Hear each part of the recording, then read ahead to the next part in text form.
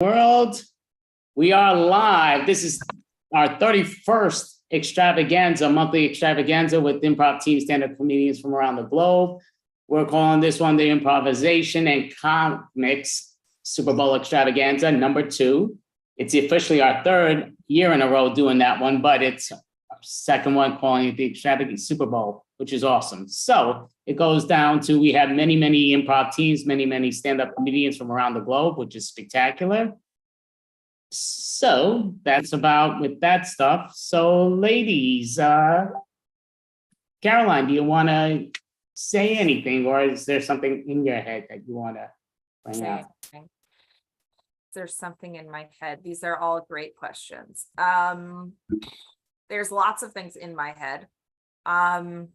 But I guess what I can say is, well, how did everybody else spend their Super Bowl? Well, go ahead, Mel. I know there's not going to be much here, but go for it, Mel. Yeah, I went to a trivia night and I did really badly because I didn't realize that it was football themed. So Oh, yeah. yeah. But, I was just along for. I'm only good at like office trivia, or like Parks and Rec trivia. The any other kind of trivia, I am useless. I'm good at a lot of random categories, but sports is like my Achilles heel. Like if you give me sports categories, I will crash and burn. I was just there for the comic relief. No.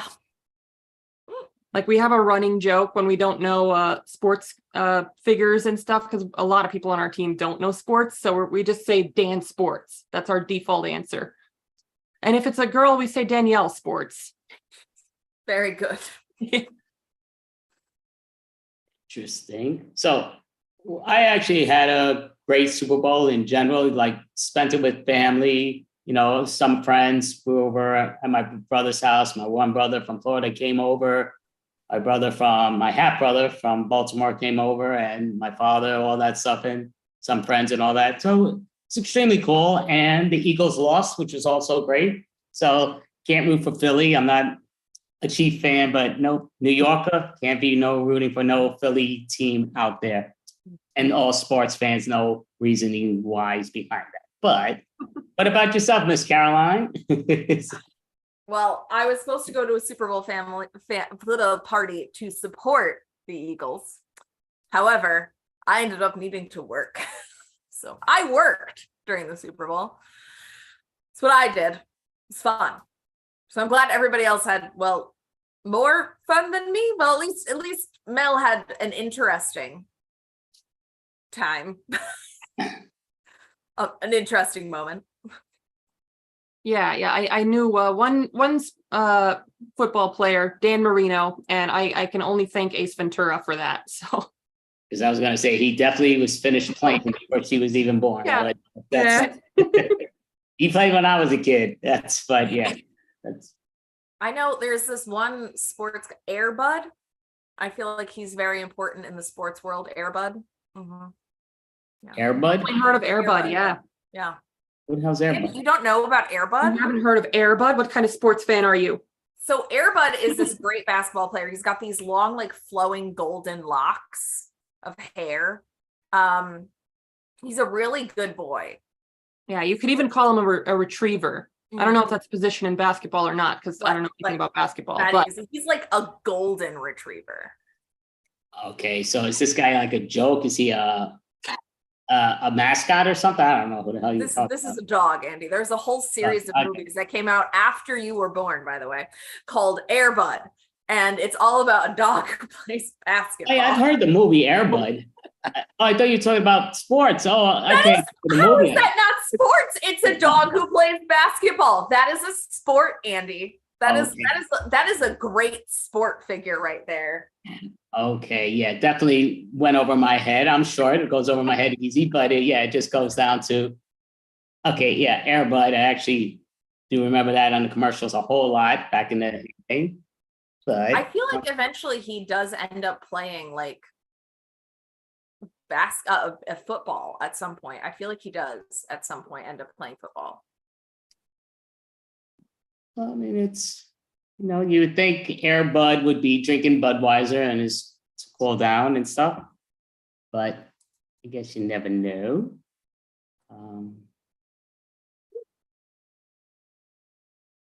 But that's all good. So, ladies, it seemed like all of a sudden they got all quiet, but I can't type and talk at the same time. Yeah, it's like Unless I'm trying typing to. what I'm saying, and then I type as slow as I talk as slow as I type, which is horrible because I am not a fast typer. I don't know about other people, but I'm like, I was letting the other people that are coming on after we do our little discussion here come on and perform. But Mel, do you have a question or something that you wanted to make a statement on? I have an amusing anecdote. It has nothing to do with sports, but it does have something to do with my complete lack of motor skills, which explains why I'm bad at sports. I fell up the stairs yesterday. Up the stairs. It was like the last step too. I almost made it. And it's actually because I was wearing these slippers that are kind of like sandals. They're like open toed. And they tell you not to do that. It's not safe. But come on, I can walk around in sandals. I'm not some feeble person. Apparently I vastly overestimated my coordination. Okay, that's cool. See, what I will say, just watching My Wife and Kids. I don't know if either of you ever watched My Wife and Kids. Very, very good comedy show with Marlon Wayans, not Marlon Wayans, the other Wayans, but brothers, but the Wayans brothers. But it's the one guy, and he also is with Keisha, the girl that was on Martin, the wife. She's very funny, but they both were doing a series.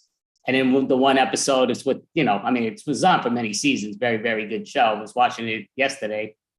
And the daughter, she's going over, not too smart of a daughter, but she goes falling up the stairs and he's ragging on her. How does anybody fall up the stairs? So that's what it was reminding me of. But it can be done. I have tested it.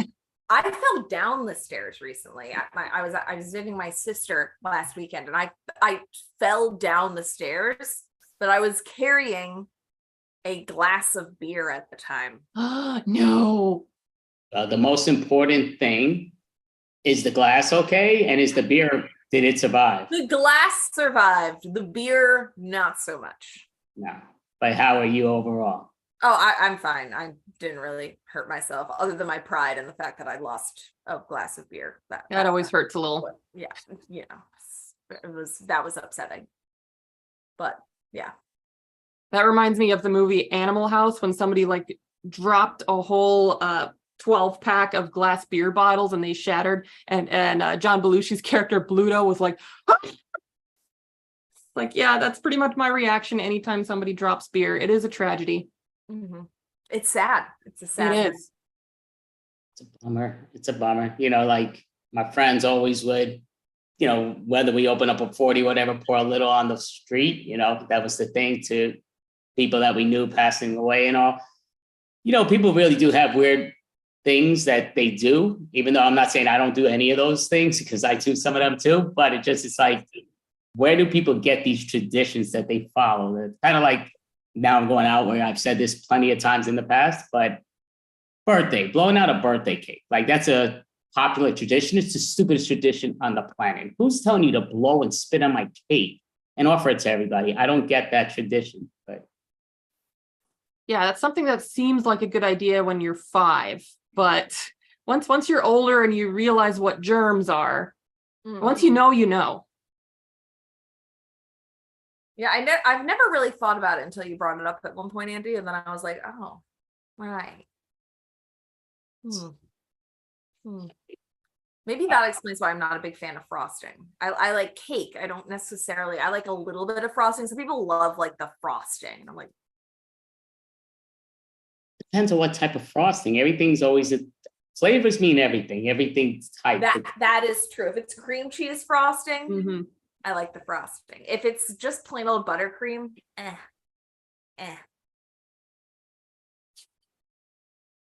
Yes, it's weird. It's kind of like mustard. I love my mustard, but it just comes down to, it depends on what company. Because there's I don't know even know if there's such a thing as really bad mustard, but bad mustard's still good compared to other condiments. getaway ketchup, but it comes down to, mustards. I love mustard. You don't like ketchup? I don't care for ketchup. It's like, it's just a bore. It's such a waste, like, in my mind.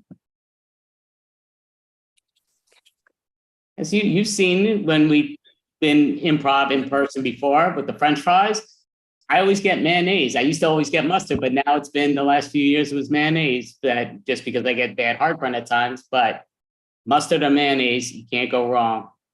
Really? I always thought that was just a German thing, because when I'd go to Germany, they would always put mayonnaise on my fries. And I thought it was weird, but it was surprisingly good. And I've never gone back. I thought I was the only like American who does that. But I guess going to Germany because of the mayonnaise. That's one of the reasons. It's too weird. It's too weird. Also, the way they drive, it's scary. I can't wrap my head around butter on sandwiches. It's not. Butter? Butter. Mm-hmm. Yeah, butter is very good. Like butter, like if you have like a ham sandwich, you put like butter on the bread. I would not, but I could understand it being okay. Like butter and peanut butter is brilliant, but yeah, it's brilliant. Like a ham sandwich with butter. Ham, you can't go wrong ham with anything. I love ham. Yeah, I'm team mayonnaise on this one. Yeah. Right? Yeah. I don't know what that means. You're team mayonnaise on this one? I'm team mayonnaise for sandwiches. When it comes to ham sandwiches, lunch meat sandwiches, mayonnaise all the way. Oh, you're saying, okay. Nice. But like if you have like an open face sandwich with jelly on it, then yeah, butter. If it's open face, it's not a sandwich. What do you call it then? It is a sandwich. Just a piece of bread with stuff on it. Okay, this is a topic for objection now. These are fighting words. Mm-hmm. It is on. Well, ladies, so this is our 31st month in a row running this show. You know, I'm very happy that it's been doing this very, very well. So, Caroline, would you like to introduce the next improv team? Of course. Up next for our first team, we have Beep. Hello. We're called Beep Sebastian, but Beep's fine. Hey. We like our shortened version. I'll move the chair out of the way. First of all, you've got to have something on your bread, else dry, no. So you want butter, mayonnaise, whatever you use. You can't just have a dry bit of bread with ham on it. It's not, no. Everyone's in agreement. And secondly, I've known people fall over with a full glass of whiskey and not spill a drop. Do you hear me? Not a drop. Just to make that clear. We're going to perform some improv for you and maybe talk about whiskey and sandwiches too. I don't know. Let's see what happens. This is the team. What we'd love to have is a suggestion. Hi. They'll introduce themselves in a minute. We'd love to have a suggestion because it's been Valentine's Day. I know that was like 10 days ago, but because it's been Valentine's Day, we would love to know what you love. Don't tell me your dad or Tony because we don't know who they are. An object, a thing, a pastime. Yeah, thank you. Give me the love, whatever. If you just put it in the chat, what do you love? What do you love? So I'm Louise. I'm from Manchester in the UK, and these other good people are going to tell you who they are. Who are I'm you? Paul from Johannesburg, South Africa, coming to you live. From the dark. Who else we got? I'm Amy. I'm from Minnesota in the United States, but I'm really a Jersey girl. I'm Vivek, usually from Newcastle in the United Kingdom, but today I'm in Birmingham. And I'm Tara. I'm from London and Melbourne in Australia, but I live in Bristol in the UK. Okay, can people all stay where they are, please, please? We've got some lovely suggestions in already for what we love. Someone loves garlic. Calm down. So we've got cats, nice. Pickles, very good. Laughter and garlic. What's tickling your fancy out of them four, do you think? Pickles. Pickles. Oh, everyone loves pickles. Like all our cucumbers from before. We're going to do a Harold for you right now, which is basically, if you don't know what one is, a load of scenes. Do you need to know more? Oh, shut up. I just need to know which scenes. Anyway, there you go. So this is, we are Beep Sebastian, and this is our Harold with the word pickles. Now, let me tell you something, Joe. When you make my sandwich, you better be darn good put some pickles on there. Because if I don't see pickles on my sandwich at lunchtime, I'm going to come over there and I'm going to give you a beating, boy. You know I work all day to pay for those pickles.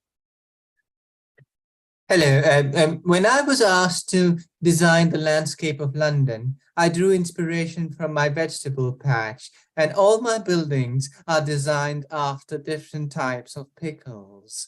My name is Norman, just as I've been introduced, and this is my retrospective. Hi, I'm Courtney Pickles. Everybody just calls me Pickles because I always get myself into such a pickle. And sometimes I just do really crazy, silly things. And I just, that's how they're like, oh, Courtney, you're such a pickle. So yeah, that's me, just a pickle. So I asked him, I said, Mr. Greenberg, how much is this pickle? And he said, a nickel. So I looked around in the barrel and I found a little cute little pickle. And I said, Mr. Greenberg, how much is this pickle? And he said, only a nickel. Mr. Greenberg, thanks a lot. I am elegant and beautiful. I can pounce and eat mice. So why would you call me Pickle? That is a terrible name for a cat. I could scratch your eyes out. Call me something better than Pickle. Ugh.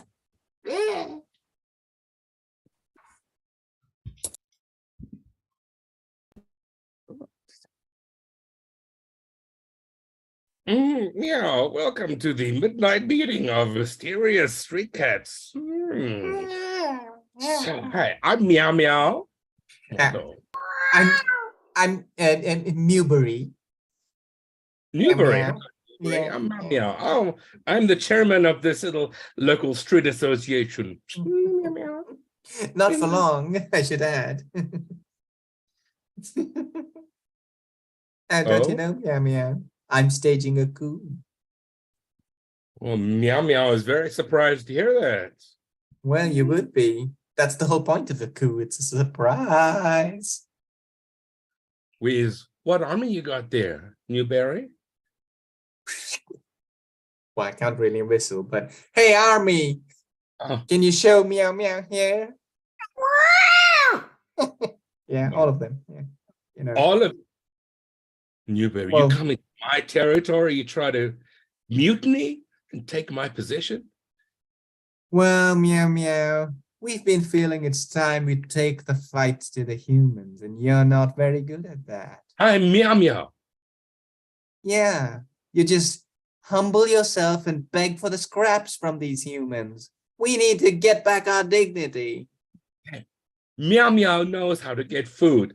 Meow Meow goes to the humans and acts all cute, and the humans give Meow Meow lots of food, which Meow Meow shares with all of you. Meow Meow.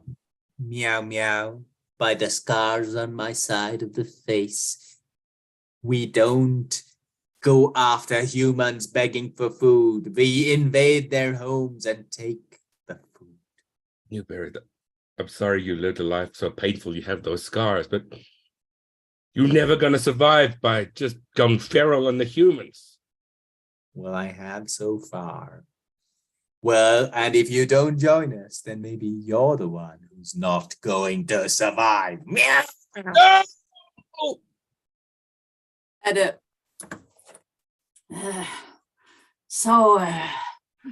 Thank you.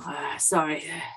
All right. I brought all the cucumbers. You're welcome. I thought you were gonna help me brine them. Yeah, I'm happy to help you brine them, Marjorie.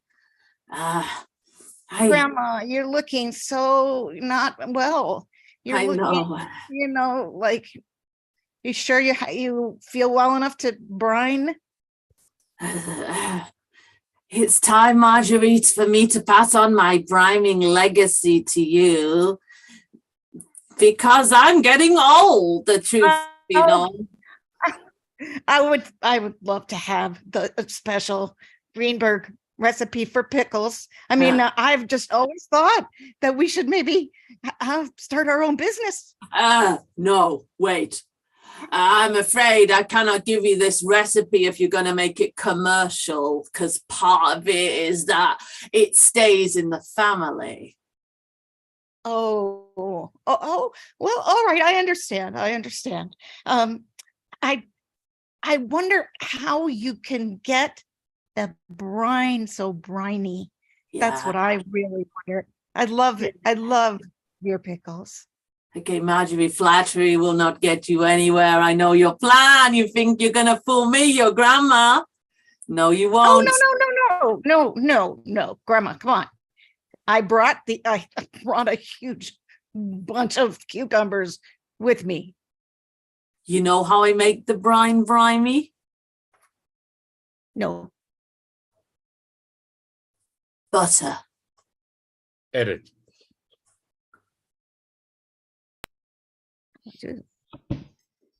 I don't love you anymore. I don't love you either, dear. Well, you've become very shriveled in your old age. Well, I thought I'd bring you to Spain for one last vacay. And then we'll call it quits. I'm just upset that you broke up with me before I could break up with you. Well, you think I don't know what a trip to Spain means?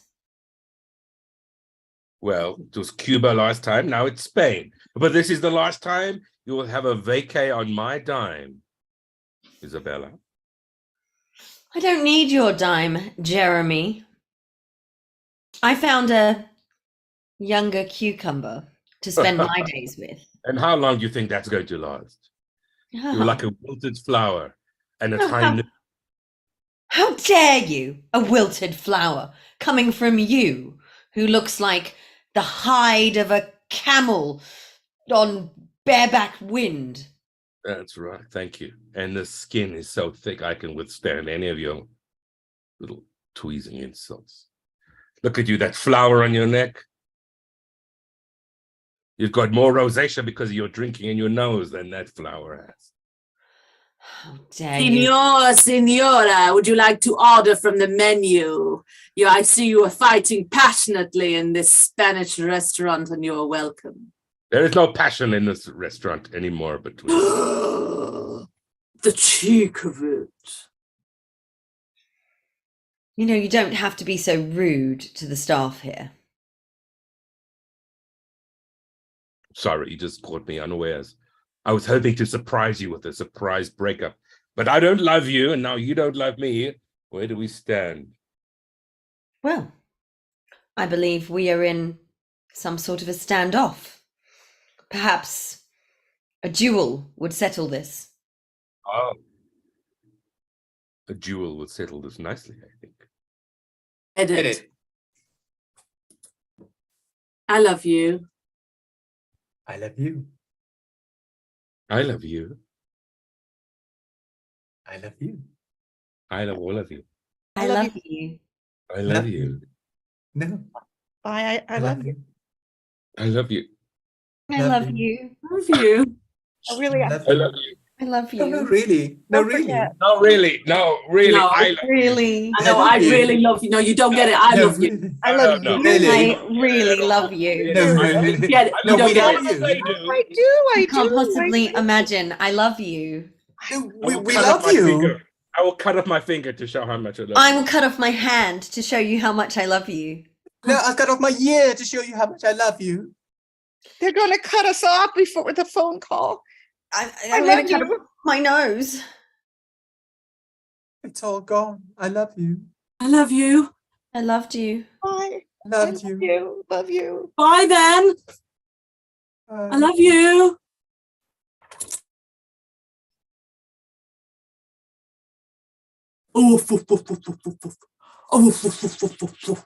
I am Bill from the Dog Society.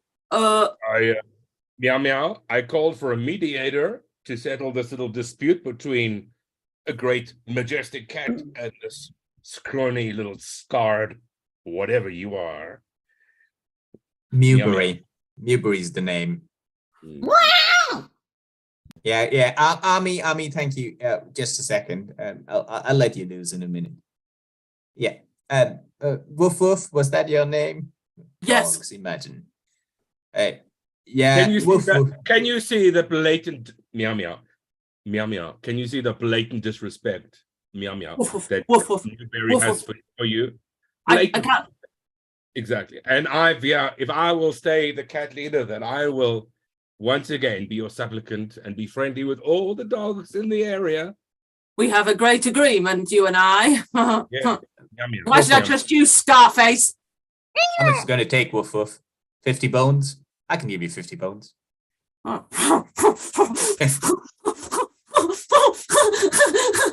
Deal. Deal. Meow Meow. Will you see your way out now? Meow meow. Wait, unless you can offer me more than 50 bones, that is. No? I don't think he can. Well, Woof Woof, now that he's gone, I don't think I'm going to give you those bones anyway. Army, get to Woof Woof.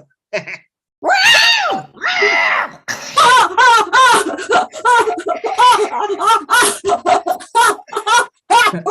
Woof! Help! Woof! Woof Woof.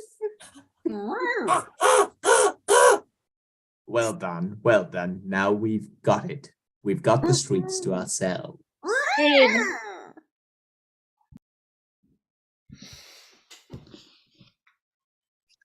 If you're gonna be alone all the time, I think you should get a dog. A dog? Something, a cat, somebody to be at home for you, because it's not good being lonely all the time. But they can't talk back. They're just. But they are, it's in their eyes and their little noses. They always are talking to you. Ring, ring, ring, ring. Isabella. Hello, Isabella. Is that you, Isabella? Tara? Hello? Hey, Isabella, have you told your mom about us yet? I mean, I know she liked the other guy a lot, but, you have to break the news to her sometime. Now's not a good time. Well, you have to do it now. I'm waiting outside. Ring, ring, ring, ring. Mother's phone. Ring, ring, ring, ring. Hello, Mother's phone. hello. Yes, what is it? Hi there. Have you told your daughter about us yet? Well, I don't like the fact that she's all alone, so I'm working up to it. Please tell her we need to elope together. Oh, all right, I'll get there. All right. I gotta go. Hold I your gotta go. I'll call you back. Okay. Sorry, Mum. All right, darling. So, how are you feeling? Feeling lonely? You seem lonely to me. I'm okay, Mum. I'm not. I don't Hey, know. I love you so much. I love you so much. You know that. Yeah, of course, Mum. I love you too. I don't want to do anything that would make you feel that you're not the person I love the most. What do you mean? What? I mean, I know you love me. What are you like? Are you trying to say that you would love me less if I'm? Oh, no, darling. No, oh my God, darling, what were you saying? No, if I should feel some kind of affection for someone, hypothetically, I wouldn't want Affection? that. What do you mean? What kind of affection? Like what are you talking about? Well, I'm telling you that it's been a while since your father, he's gone. May God rest his soul. Yeah, but he only died a month ago. True. But I have needs.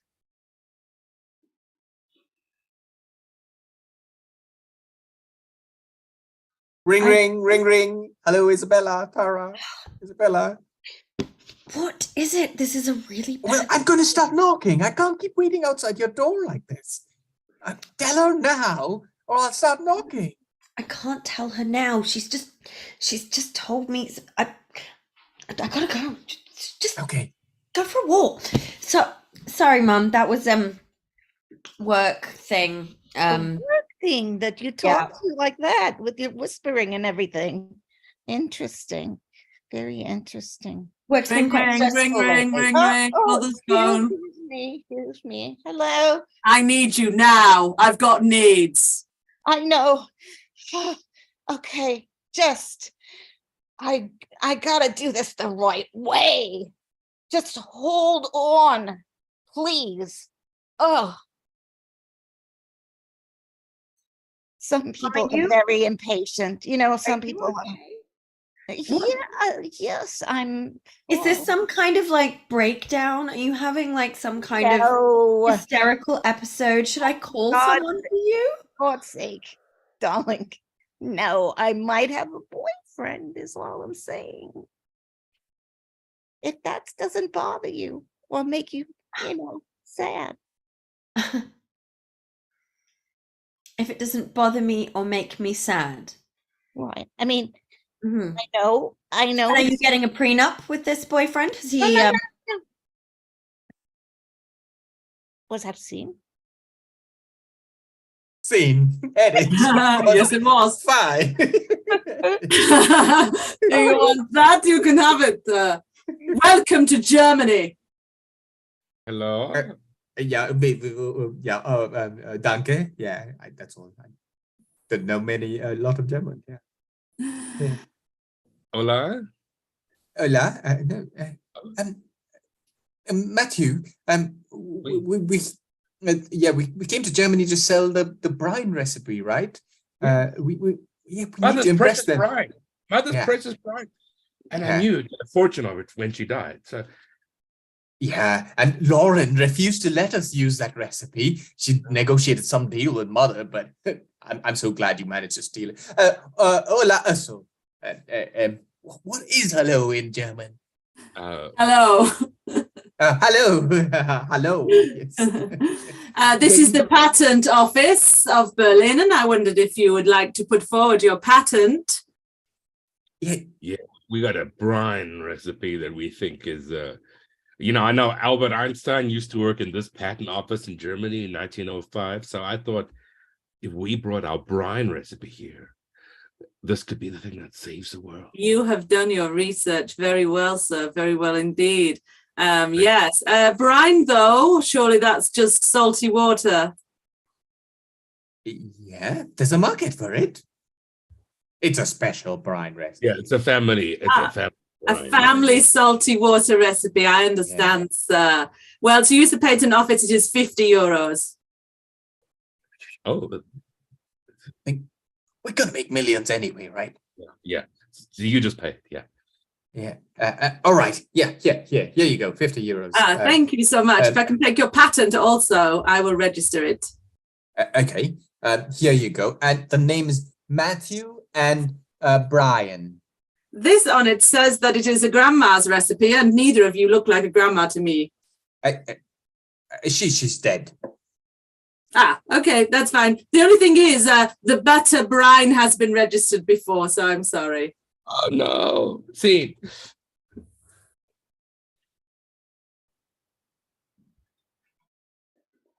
Mm. Hmm. Mm. Salty. Tasty. Sharp. Arabic. Not quite. Is it Woody. Oaky. Vinegar, a little vinegar. Smoky. Okay. Smoked paprika. Paprika. Paprika. Maybe Cumin. let it sit a while. Let it stew. Take it off the boil. Simmer, not boil. It's not quite Let it thicken. thicken. Let it steep. Let it stew. Let it stew. Let it Let it stew. stew. Let Let it it Let ferment. it stew. Let it ferment like wine. Let it stew. Stew.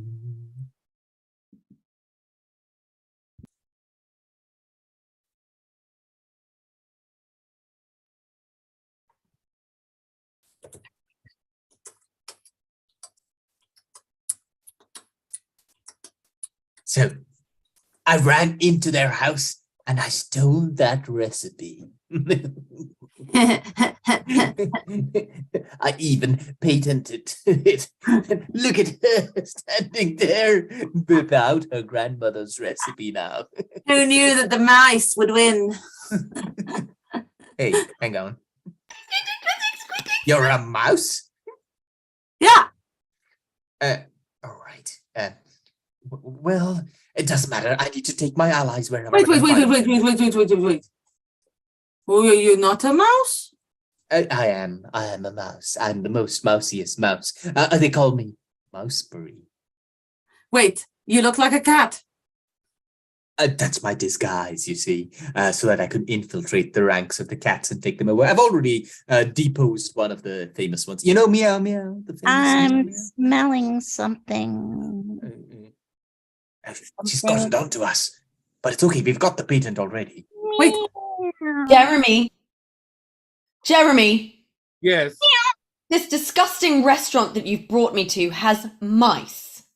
Oh, my goodness. We shall soon them out of existence.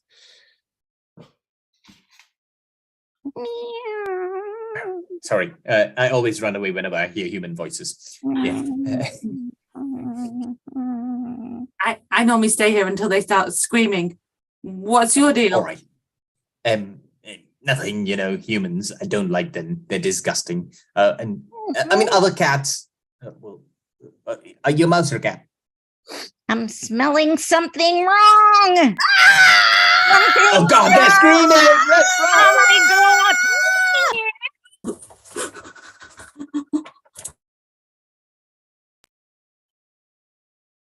Isabella.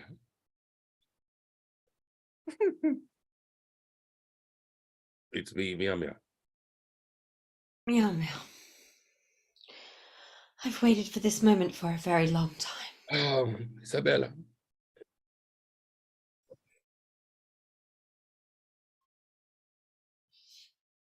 Tell me, Meow Meow, how will you stay in power now that they have run a coup on you? I'm afraid Meow Meow is gone. That might look like him, but he's left the building. My name is Woof Woof. Ah. Woof, woof. Edit. So, hey, Mama, I have needs. Hello there. Darling. Welcome. Oh, So glad you could get rid of your daughter. I'm telling you, I'm schwitzing. My daughter Is calling you right now. Your daughter trying to is call me calling you right now. And I said, don't call me in the middle of Ah. things. Please don't call me. She just is so needy. Oh yeah, But tell me you- about that. That's why I never had any Ring, ring, kids. ring, ring. God, I Sorry, hope Mother got to picked get up. that. Is that Ring, mine? ring, ring, Hello? ring. Hello? Hello? Where's my mother? Wait, who is this? And how do you have my number? What? Sorry, where is my mother? Oh, shit. This is your phone. It's your phone. I picked it up. You have to talk to her. Yeah, take your phone. Oh my God. All right. Darling? Hello? Mom, My phone. Somebody else answering picked your up my phone phone now? at the store. this is What? terrible. I have had a private investigator look into this man, and he is not who he says he is. Who do you think he's saying he is, darling? Well, I had a private investigator follow him all the way to Europe, to Germany, where he tried to rip off an old woman's brining patent, and he didn't even, it wasn't even his, and he's tried to swindle old women out of their fortunes many times, and I believe he's coming for your money, Mother. Private investigator. Is that true? No. Well, you know, sweetheart, I wasn't born yesterday. Okay. So don't worry. I'm not gonna give him any money. But don't tell him that. Okay. I'm trying to look out for you, Mum. You've got to be careful. All right, I will. Good night. Goodbye. I love you. I love you. I love you too. Okay, whatever that was about, it wasn't me. It was my cat. My cat, Mousebury. Oh, is that what they mean by the cat burglar? Exactly. Edit. Welcome to the patent office for love. You've patented your relationship as it is one of a kind. Congratulations. Thank you. What is the secret to your new relationship? Well, really, it's been quite a journey. I fell in love with a man. I fell in love with a cat. I fell in love with so many different entities in the world. And, well, now I've decided that I want to show love to myself. And I think my new relationship with me is worth patenting. Tag out, Tara. And yes, I would like to patent my love too. You may. Yes, it is a sad love. She broke up with me because of my cat, and so all I have are these salty tears. I'd like to patent this salty tears. Could you call the love Better Brine, please? Of course. Love Better Brine. 50 euros, please. Here you go. It's worth it for a record of my love preserved for eternity. Your love has been preserved. Congratulations. Thank you. Thank you so much. I would like to patent my love of Shakespeare. And I know Shakespeare's been patented before, but not in this particular relationship. You're true. You're right. That is completely true. Congratulations. I can You say, patented your love for Shakespeare. give me a number. I can give you the sonnet. Hello, I'd like to patent my love for divorce, please. And if you could hurry it up, that would be much appreciated. Yes, okay. The patents are coming in quick and fast. Hello, And I'm when my Albert love Einstein. swears that I'm she is Albert made Einstein. of truth, I do believe her, though I know she lies. That's a sonnet. Okay, fine. You get all your patents. The patents on love is free. You can get it for Wait. yourself. I'm not here for a patent. I'm Albert Einstein. I just came to see what my old patent office looked like. Oh, are you then enjoying come in, yourself? Einstein. But- You know what? You've put me in a little bit of a pickle. Oh, I see. everything's Well- relative, dear.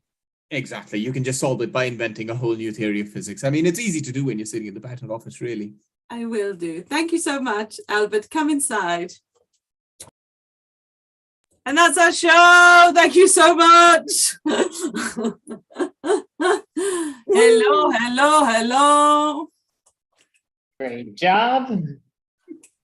We lost someone to a power cut in South Africa, but that is fine. Yes.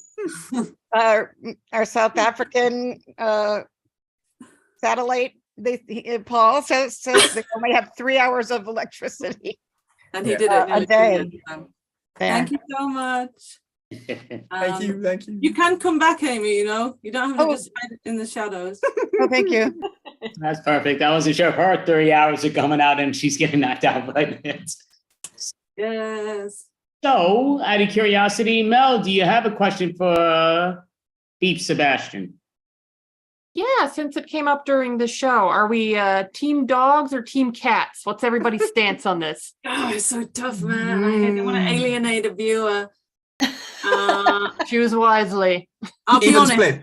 Let me tell you this, right? I'll tell you this. I was not a cat person.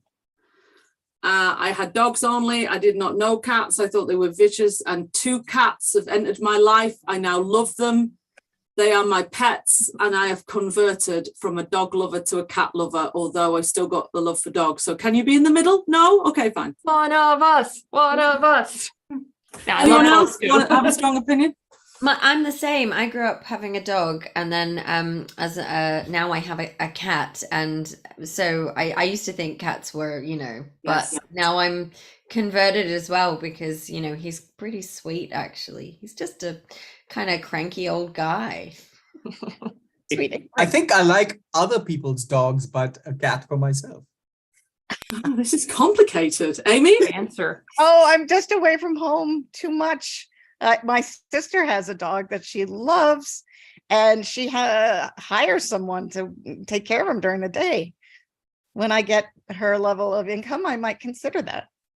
I just can't believe that the cats have got into my heart. I mean, one of them was ill. We had one, it was ill, and I'd only known it for about a couple of weeks. And I turned to my husband and went, "You made me love it, and now something terrible is going to happen." Now I must admit that it's completely fine. So do not worry, the cat is fine. But at the time I thought, I've fallen in love with this thing now, and it's going to break my heart if anything happens to it. So this is all my husband's fault.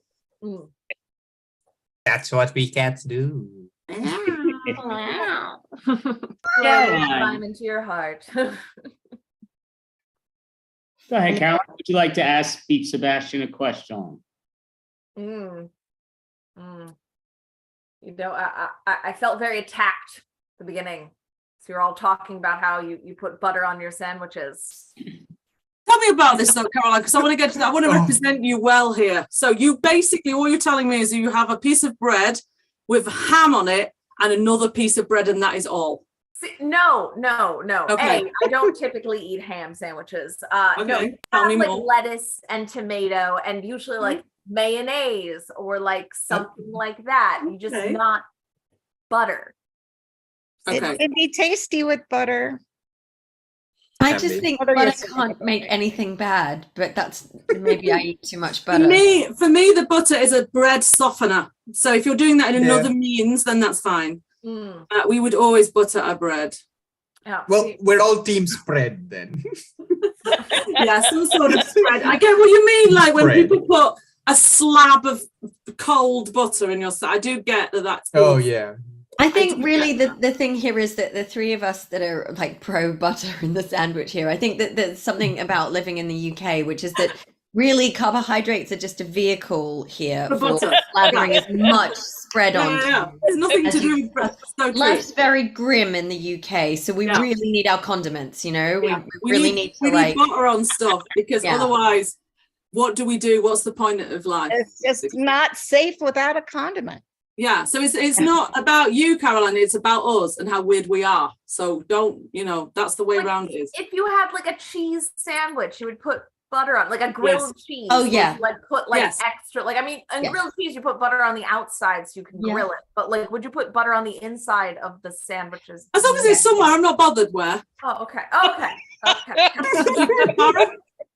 That's I'm not All a lot of over. butter. I mean, was telling it's somebody. all- just There's like a lot of butter. Like you're said. Yeah, I'm feeling Yeah. that this is more of like a buttered Sebastian than a Sebastian. Butter Sebastian. Isn't there It's a fantastic in sandwich. state fairs? I think in Okay, Minnesota state fair. I've got a follow-on They have- question. Wait, Sorry. I want to hear about the. Oh, go ahead.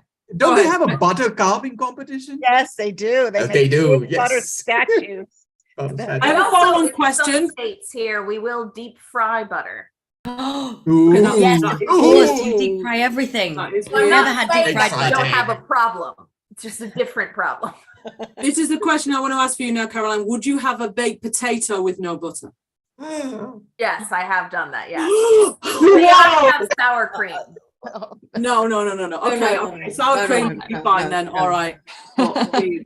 No, you mash it in. You can't just have a baked potato. Like you got to have some sort of a dairy item needs to be combined with it. Be it baked potato. I don't know why my phone is chiming. I'm at glad me. we all agree on that. That's It's the your bottom daughter. I line. think you need the same amount of butter as you have potato if you're having a baked potato. It's 50% It potato, soaks up like a 50% sponge. butter. Yeah. If The you're ratio is putting very butter on a important. baked potato, I don't think I need that sour cream. Like I gotta have that sour cream. Oh, Sour cream does A sound little tempting bit of though. both is good. Yeah, you can have the sour cream as well, but Yeah, why you take have to the get the butter out of butter it? in there. Get it in.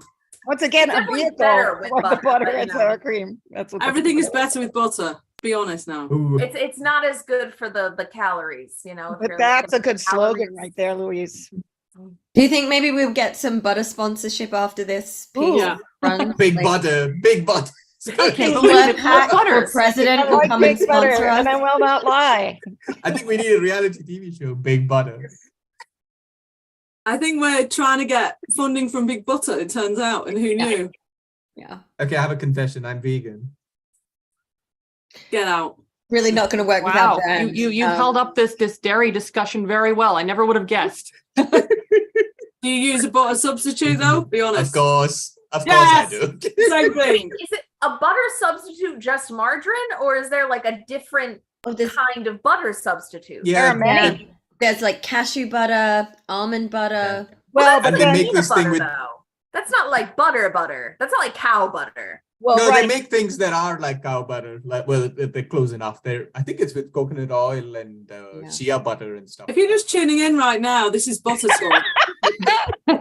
There's a big controversy over the language of dairy being used for non-dairy things. There And- is. and then Yes, we there is. related, There is. You know, it can't be almond milk because how, you know, Well, often how do you can milk an milk almond? That's But right. then you have cosmetics called milk of something or the other, like milk of magnesia. So If hey, you have body milk is butter, used for in other contexts. which There is is for body buttering butter. yourself. Body butter, cocoa I butter. would also butter myself. Well, this took a Yeah, turn. that's Well, interesting. We're all But trying with to butter regular ourselves in cow every butter, way. or are you using actual body butter, or is it just regular cow butter and you're just standing there with like the stick, like You know, I'm willing to give it a try. I think that would be stomach Oh. churning. It's better than nothing to put on something, an owie. I would say, just for the record, like, I can't stand margarine. That's what we grew up with because we were kind of broke. So my mother loved butter. So when we got like a bonus, we would only be able to get a little bit of butter, but she loved butter. Margarine we would get, and it's like, what the heck is this crap? It was Awful. It's awful. Yeah. I garbage. get what you're saying. But I will When- say, I can't believe it's not butter is really good. I don't believe it. That's really No, good I don't stuff. believe It tastes like butter. I give them credit. Oh, Product no, placement. I don't believe it. I have only used I can't believe it's not butter in one situation, and it was the spray. And we used to use it on dog food because dogs love I can't believe it's not butter. They think it's butter. But what And do dogs spray it not on love? if they're Dogs not- love Like everything. if they're Dogs like, eat "Yeah, any we old really crap." take you spritzing on there. When margarine first came out in the World War II era, they wouldn't let them color it yellow because that would be implying that it it's was butter. actual butter. So the butter lobby, made the law. So you'd get it, but you'd get it with a packet of coloring. And my mother would tell me about that. And then you squeeze your yellow coloring through your, gray stuff, before you used it. That's how they would do They it. didn't want it to. Is that catfish why anything. Marge Simpson has blue hair? Yes. In fact, that is why. What? How is that correlated? Because she can't be fully yellow. That is right. You- Oh, yes. No, I still don't get it, but yeah. It's all right. Marge But she's is the made of truth. margarine. That's why. Oh, yeah, Marge is in margarine. Right. Oh, Oh, see, there it is. Penny dropped.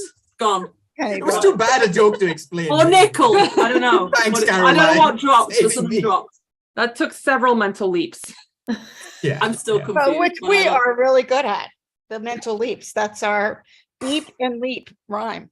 Hey, there you go. I really want some butter now. See what you've Not done. on a sandwich, but Actually, my You daughter want a ham sandwich? spray, and she sprays it right into her mouth. My daughter. Oh, squirty cream though. That's good. Straight in the mouth. Lovely. a what? Squirty cream. Oh, like whipped cream. Yeah, whipped Yes. cream. We call it. I was imagining that you were somehow getting like sour cream into like a little Ooh. spray bottle and spritzing it in your mouth hole. And I was like, I No. think you should patent that. See, when I was thinking squirty cream, I was actually thinking moisturizer because anytime you push the Oh, yes, moisturizer yes, dispenser, it just squirts out uncontrollably. All hell breaks loose. Whipped All bets cream are off. in a canister, right? Is that what I'm talking about? yeah, Yes. that's what you're talking Yeah. about. Yeah, Right, yeah, right. that's exactly what you're talking about. Yeah. Squirty. squirts, isn't it? Like that. Well, I hope we've made everybody hungry. You definitely did, and you did a great job. But before you do leave, we do have another team, but we're still a distance because the one team couldn't make it, which you're filling So we're in. vamping. Spreading out the love. Vamping, but we tried to last us out, but then we couldn't, so we stopped. So I would like to know before, everything happened. And again, we're not keeping up because we still got quite a few minutes. But out of curiosity, do you want to advertise where you guys perform, whether it's in person, online, whether it's this team or it's another team? So just in the order how I see it, Louise, do you have it that you want to let us know about? All I'll say is this team just comes here. But yeah, if anyone wants us, you can have us somewhere else. So wait, this is like exclusive to the Extravaganza? Yeah. No. Well, we were a class Oh, and we just loved each other so much. We looked for opportunities to perform, and this is a great opportunity. We just love you, so that's why we're here. So that's that thing. I do a thing. If you're in the Greater Manchester area, Glossop Improv has a show at the end of the month on a Thursday. So you need to be in Glossop though, and if you don't know where Glossop is, then you're not near enough. Thank you. Love you. Anyone else? Go for it, Vivek. Do you have something you want to advertise or let people know about? Well, we have a group called Let Us Make It Up to You, which is based in Newcastle, but we don't have anything to advertise. No upcoming shows right now. We're a bit dispersed since people have left Newcastle, sadly. Where are you now? We would try. I'm based in Newcastle, but others have moved to Liverpool and Edinburgh and Glasgow. So rude. So Everyone's rude. gone, so we haven't regrouped properly yet. Cool.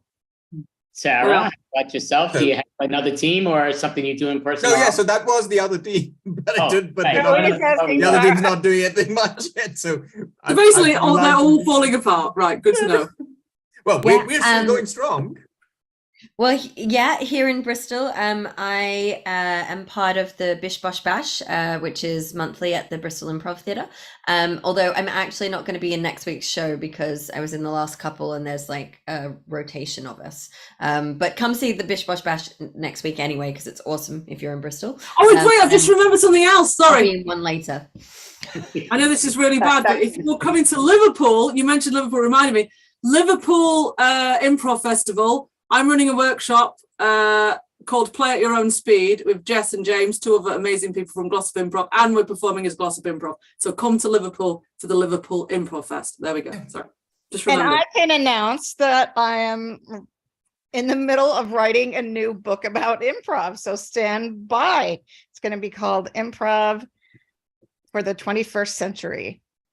And my publisher's kind of waiting for some pages right now.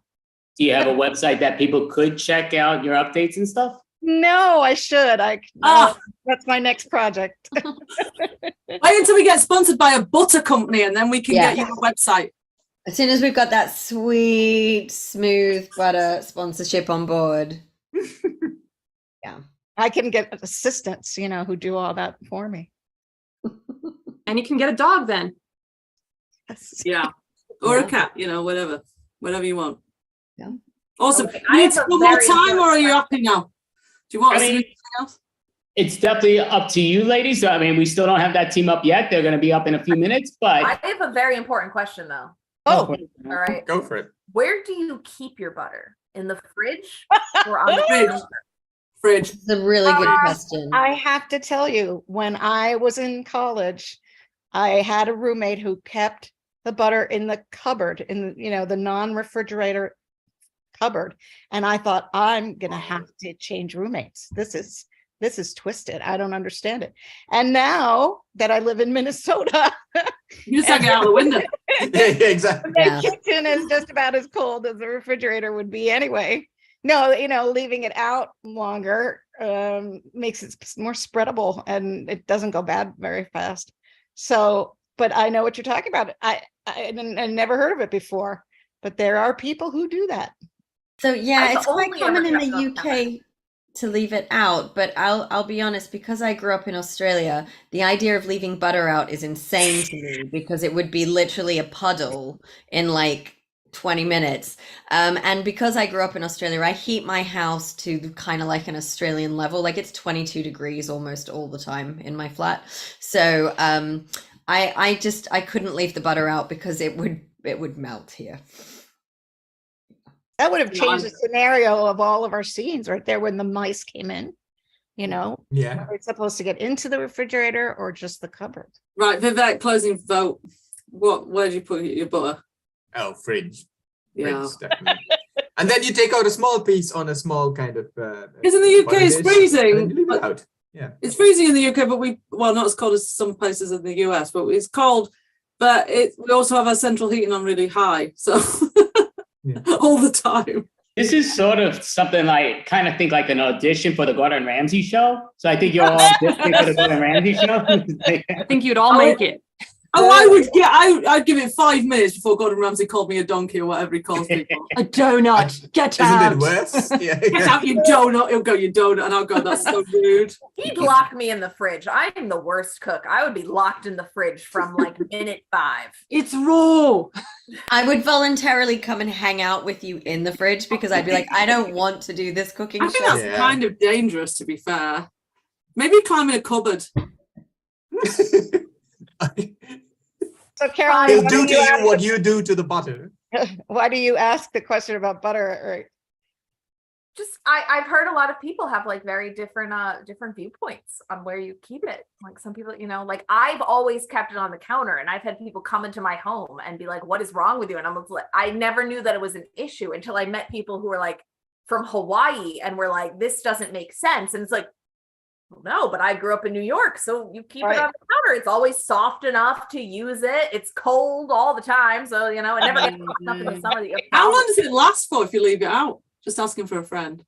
Oh, a while. I don't know. You can have it there for a while. probably ate it before it would have gone bad. Yeah, it depends how fast you eat it, I suppose. Yeah. Yeah, I guess that's also the thing. Well, You know, if That's you definitely don't like the butter butter- that comes in those quarter sticks. So Yeah. Oh yeah, smaller blocks. That's a good idea. Well, I found this very enlightening. Thank you for the discussion. And who says that improv isn't educational? right. So, thank you so much. That was Beef Sebastian. You all did an amazing job. Thank you, counting the little kitty. We want to see more than Kitty perform, but yeah, great job. You all did an amazing job. We do this every month. Next month will be March 31st. So we would love to see you again. But thank you all. Great job. And everyone have an amazing weekend. Thank you. Bye everyone. See you later. Thank Bye, you. neighbors. Bye, Sebastians. Bye. Perfect. It's a very enlightening discussion. I learned a lot about And a lot about butter. Butter is great. It really is, just for the record. And it should always be refrigerated. How do you not have refrigerated? I don't mind it melted, but you gotta refrigerate it. But that's it's beside. cold. It's cold enough. You're fine. Maybe it's cold enough, but it's got to be cold. But that's all good. So I definitely can't tell nobody how to cook or what's what. I can tell you what's good. Chef Boyardee and Campbell soup. There you go. But Ew. No. Oh no, this is a new can of worms. A can of Well, gross. So with this next team, Mel, would you like to introduce the next great individual and his team? Sure. Up next, we have Extreme Improv with David Riley Postansky. Right. And ladies, if you don't mind, stay up because I think you might as well stick around. Hello. Hello, and welcome to the Extreme Improv Extreme Show. Fast-paced improvised comedy show where we make up scenes, songs, stories, and so much more based entirely on audience suggestions. And oh, look at this, you've got really fancy backgrounds. Superbowl Extravaganza, that's very exciting. So as well as Andy, Mel, and Caroline, tonight we have Marty. Say hello to the people. Hey everybody, this is Marty here in Atlanta, Georgia. Indeed it is. We also have Rob. Say hello to the people. Hello, everybody. My name is Rob from Southern California, and it is uncommonly really cold. It is. I'm freezing. Now, the other special guest we have tonight is I have glasses. I'm just going to acknowledge these because I don't normally have glasses. I got glasses earlier today, and I'm really struggling with them. I'm like, the distance between the ground feels weird. Like as I turn around, everything looks like it's turning into a parallelogram. I'm sure they're broken. Either that or my vision is. But I'll probably like faint during the show at some point because this is weird. But now that I've shared that, because sharing is caring, as they say, we're going to get on with some improv. I'm not sure if we may have one or two others join us. I'm just going to try and chase up who I thought we were going to be having, but we're going to get on with some improv fun.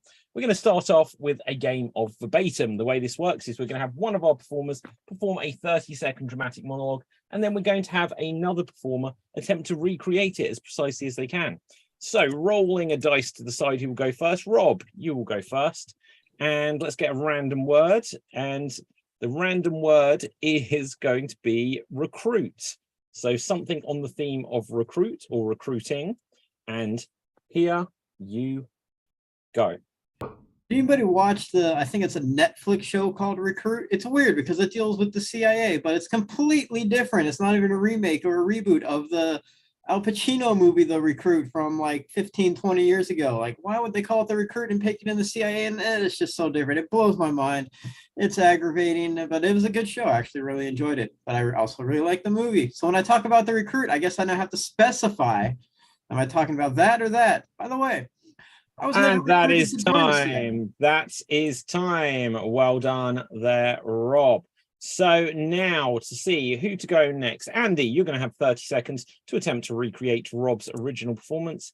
And here you go. Yeah, The Recruit, I think is, it's a movie, TV show that it was based on the FRI, the FDA, the FBI, all that.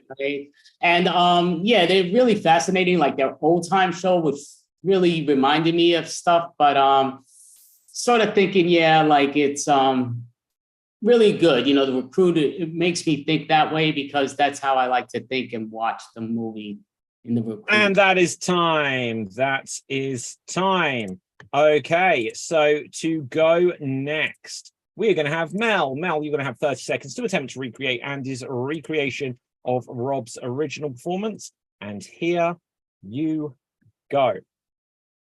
So I really like the show Recruit, not to be confused with the movie, the show, which is about the CSI or the NCI or the FDA or the EPA or one of those organizations.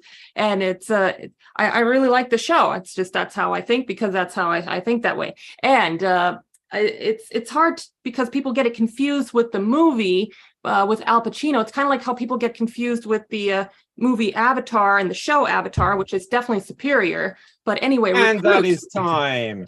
That is time. So now we're going to take things full circle. In a moment, we're going to come back to Rob. Rob, you're going to have 30 seconds to attempt to recreate Mel's recreation of Andy's recreation of your original performance. Just so we're clear on things, you're not recreating anyone other than Mel. And here you go. Yeah, I really like the show, The Recruit, and deals with the FBI, NCIS, CIA, FBI, WDG, WCW, UPN, all those one of those agencies, and it's kind of like the movie Recruit with Al Pacino, but not to be confused with that, kind of like Avatar and the show Avatar, which is vastly superior. But let's get down to business. Why was I never recruited to join the CIA? I'm moderately intelligent and an improviser. Why wouldn't the CIA need improvisers? I don't know. But anyway, Avatar. And that is time. That is time. So with this, I'm going to make the decision. I thought, Mel, you did the best there. You win that round. So we're going to play one more game of verbatim. This time, Caroline, you can start things off. And let's get a random thing to inspire this. A random scenario. Oh, the play was a flop. The play was a flop is your scenario. And here you go.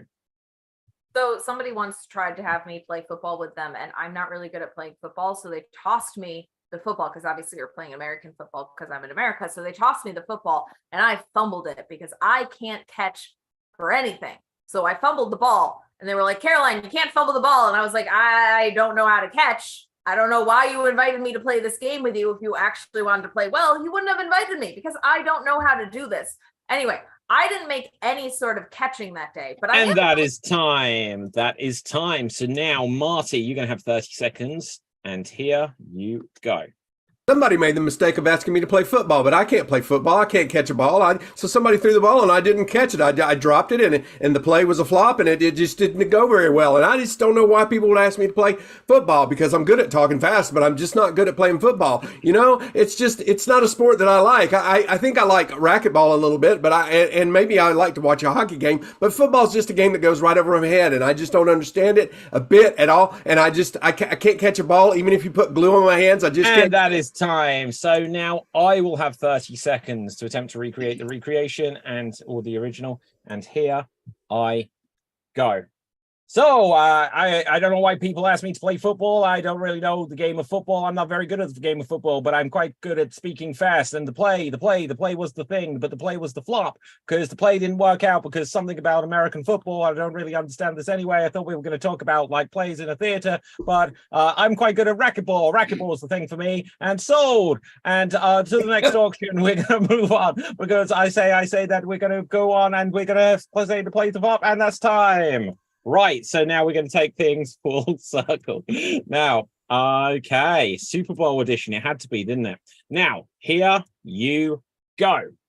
And I don't play that football, and I don't play that football, but I play football sometimes. But I talk really fast because I play football. And playing football, yeah, you throw that football, and now can't catch that football, but you don't know how to catch that football because I don't know how to catch that football. I play American football because I'm in America. And there's American football and sold, and then we go down to the American football store where we buy an American football that we can't hold on to because the glue on our hands. We can't hold on to the football because of the sold glue on our hands. And we talk really fast because we know how to talk really fast. You know how to talk really fast and sold, and of course. And that is time. That is time. Just because you did speak so fast, I think you should win that round. So well done, Caroline.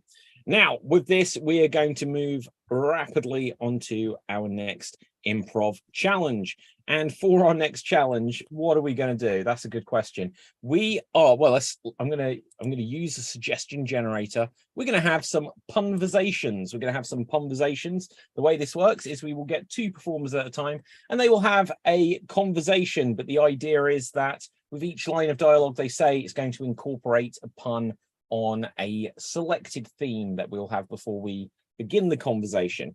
So starting things off here, we are going to have, let's have Rob and myself. Rob and myself, we will give this a go. There is Rob. Here is myself. Can someone suggest a theme?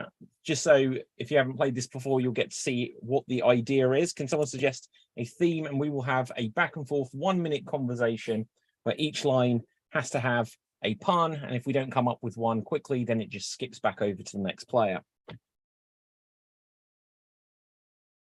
Animals. Okay.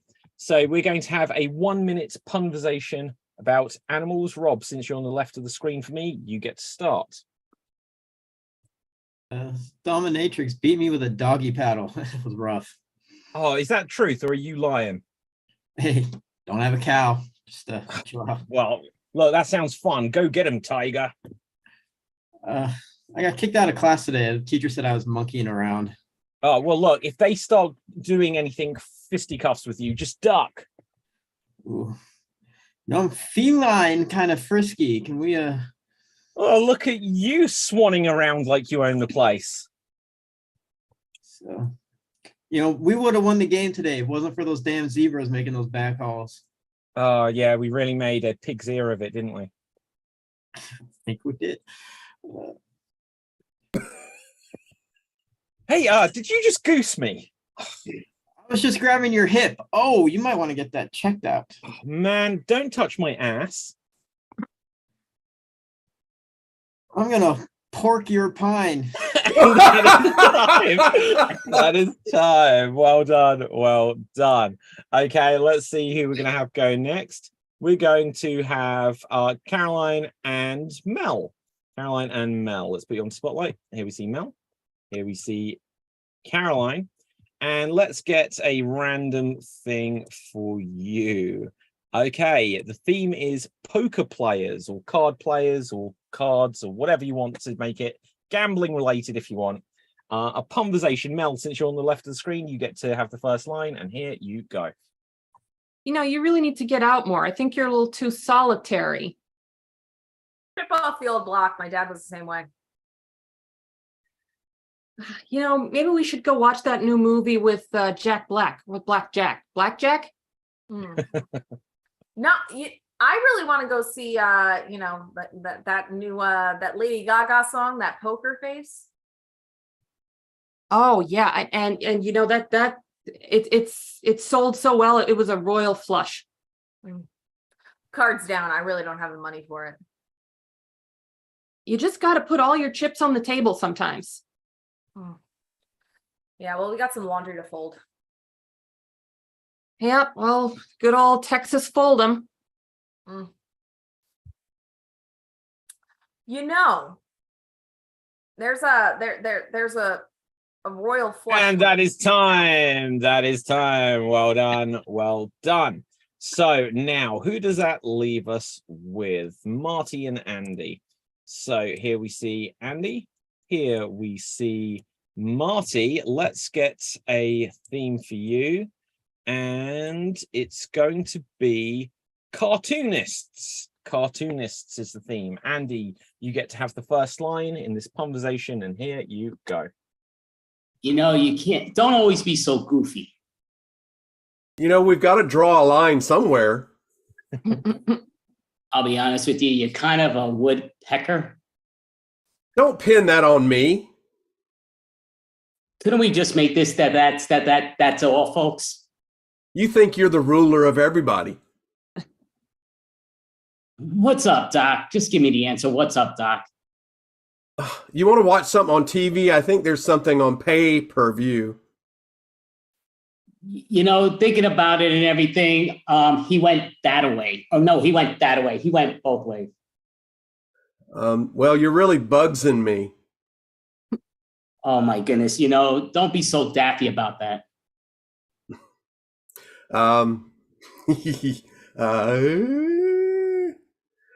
Kip. Don't duck me. And that is time. That is time. Well done. Now, with this, we're going to move on to our next challenge. How do I remove spotlights? There we go. It's these glasses. I don't know what I'm looking at anymore, guys. I'm going to reference them until I get some sympathy, damn it. Now, right, let's see what we're going to do next. Next up, we are going to do a game of single syllable showdown. There'll be two performers in the scene at any one time for this, and every time a line of dialogue, no wait, what am I saying? Single syllable. Yeah, everything that's said, not just a line of dialogue, every word has to be a single syllable word. So for example, they can say hi, but they cannot say hello. They can say Dave, but they cannot say Dave-id. Everything has to be single syllable words. A couple of other rules: we're not allowed to hesitate for too long, and we are also not allowed to have what we'd deem to be a circular conversation, where the conversation doesn't really go very far or use that many different words. Now, if anyone's doing too well, we'll also tag them out of the scene. But to start things off here, we are going to have Andy and we're going to have Mel. Andy and Mel. So let's have a look here. Your scenario is you're doing a weather experiment. You are doing a weather experiment, and here you go. It is too hot. Must make it rain. I wish I knew how. Hope this works. Let's rain dance. Good one. Thanks. Not sure if this is right. I think I see snow. Oh no, wrong dance. That does stink. Nice though. I wish it was to do. Oh, I'm going to say that's a bit of hesitational there, Andy. I'm going to tag you out. We got to be mean. And next in, we got to have Marty. What's up? No is up. The white stuff? Yep, lots of it. Cool. I like. Me too. Snow day. Can we build a snow man? A snowman is one word, right? Hey, I put a dash in there. That doesn't count. Right. Okay. Then hesitation. Right. Okay. David, you didn't see that right because your glasses are messed up. This is true. Oh, fighting words. Hey, what's new? Not much. Always cold. Ow. Always. Okay. Who hasn't been in yet? Give me a wave. Just so Rob. you know, Dave, we're all up there, though. I don't know if you want us all up there. I know you like to have everybody pinned, but you have us all up there. All up. I don't understand. Oh, we don't have the close up with the two that are performing. You have all 6 up. Really? I can Yeah. see it. That's been the Ooh. last few, but Okay. Yeah, you don't have the spotlight on, I think. I've got a spotlight on. Oh, weird. We don't Yeah, see it. I only, really I only weird. see David right now. Although actually, it's I've gone full screen now. What have I done? Right. Okay. Let's go on to gallery. Something has gone wrong. Right. Let's see. Just before we continue, Rob, was I about to add you? I believe so. Who can you see now? all 6. I All see just me 6. and Yeah, David. it's the same. What do you see, Rob? I see me and you, and everybody else up top. Well, screw it. Let's just go to gallery, where everyone else will just be bystanders in. I forgot what this scene is about now. Weather. Weather. Oh, damn. Right. Okay. So look and continue. Hey, Rob. Hello. Oh, Jesus. And scene. Everyone been in? And scene. Excellent stuff.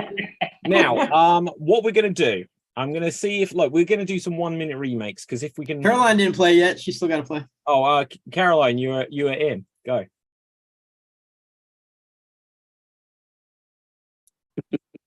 Nice night for a walk, eh? It's cold. Yeah, but I like to feel the air. I hate all cold stuff. Do you not like iced tea? Not for me. Do you not like ice? And scene, I'm out. Screw it. Right, that doesn't count, David. I messed up. Right, anyway, let's see what we're going to do next. We're going to do some 1-minute remakes. The way this works is we'll have one performer at a time, and hopefully we can pin at least one performer. And then we'll be able to see it. We're going to see who we're going to have go first. Caroline, in fact, you can go first here. Right, so the film I would like you to recreate for us is Shutter Island. Shutter Island.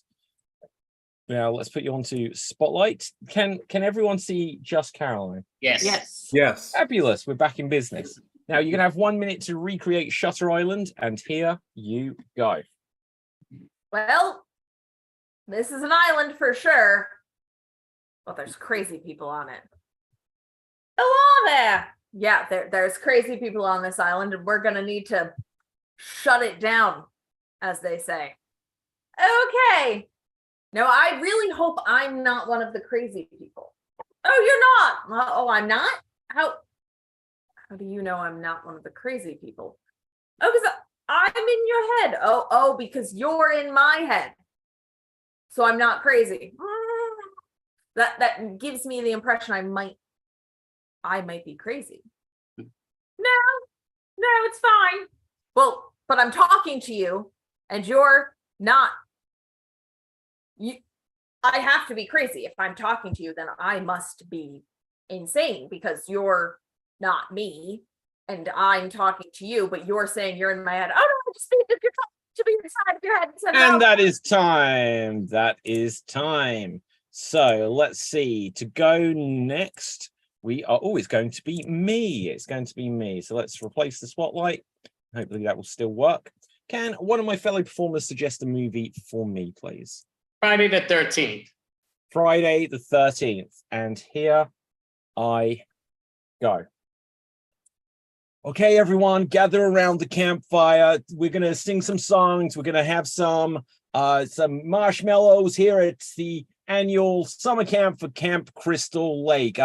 Mrs. Voorhees, I see you're cleaning the rooms. I'm not sure why you're here, but okay, everyone, what do you think, Jill? Well, I don't really like what you're saying, Counselor. I'm just here to make out with my boyfriend, Brad. Isn't that right, Brad? Yeah. Okay, well, you guys go do what you do, but be safe. Shut up, nerd. Right, well, anyway. Oh, hey, Mrs. Voorhees. Why did you kill me? Because my son died in the lake, and apparently I'm a crackling witch. Hey, why did you kill the counselor? Slash. Oh my God, you just killed Brad. Right, I'm gonna get in this boat. Look, I hope your son Jason doesn't turn up right at the end. Rah! And he does. Right, and that is time. So, let's have a look. I can't get the controls to work. Can I get off the screen? Yes, I can. Now, let's have a see who will go next. And it will be Marty. Marty, let's find a movie for Vu. And it's going to be Event Horizon. Event Horizon. And Yeah, everybody. You go. Well, here we are in outer space, flying out to the event horizon, so to speak. But anyway, have you seen anything strange out here? Yeah, there's all kinds of things happening. We're having hallucinations and stuff. Wow, it almost sounds like the spaceship is haunted. Yeah, they kind of made this. It's almost like a haunted house movie, except in space on a spaceship. Wow, how original. Anyway, I don't know what's going to happen. All these ghosts and things floating around in this spaceship. I think I'll just wander around in the dark, not turning any lights on, which would be very helpful. But look, there's a space ghost. What do you mean? I'm not Space Ghost. You look and sound like Space Ghost. Well, if I'm a space ghost, then where are Jan and Jace and my faithful that monkey? Is time. We'll never find out. Oh, we'll never know. Right, so let's have a look. To go next will be Andy. Andy, let's grab a movie for you. And you have X-Men 2. X-Men 2. And here you go. Okay, X-Men, you got to get around here. Yeah, let's fight the crime, get Magneto. Yeah, go ahead. I'll be out of my wheelchair. Oh, Bub, I, Wolverine, am gonna do what's got to be done. Let's go, X-Men. Colossus. I know I'm not in much of this movie, but I am here to crash. Let's go, folks. Yeah, Magneto, I will not let all this metal stuff goes down to you. Hi, I'm Storm, and I fly in the air and control the weather. Kaboom, kaboom, kaboom, the electricity. Oh my goodness, let the metal strangle her in. Oh no, it's connected to me. That's not good. No, Black Claws, I'll be doing it. Oh, X-Men, you can head back because I think you have beaten him. He looks like he's in trouble. Oh, but it's not as much fun without me slashing him a few times. Oh, let's go. Our master said, let's leave, so we can all leave. Follow Storm, and we're on our merry way. And that is time. That is time. Well done. So who has not had a go at this stage?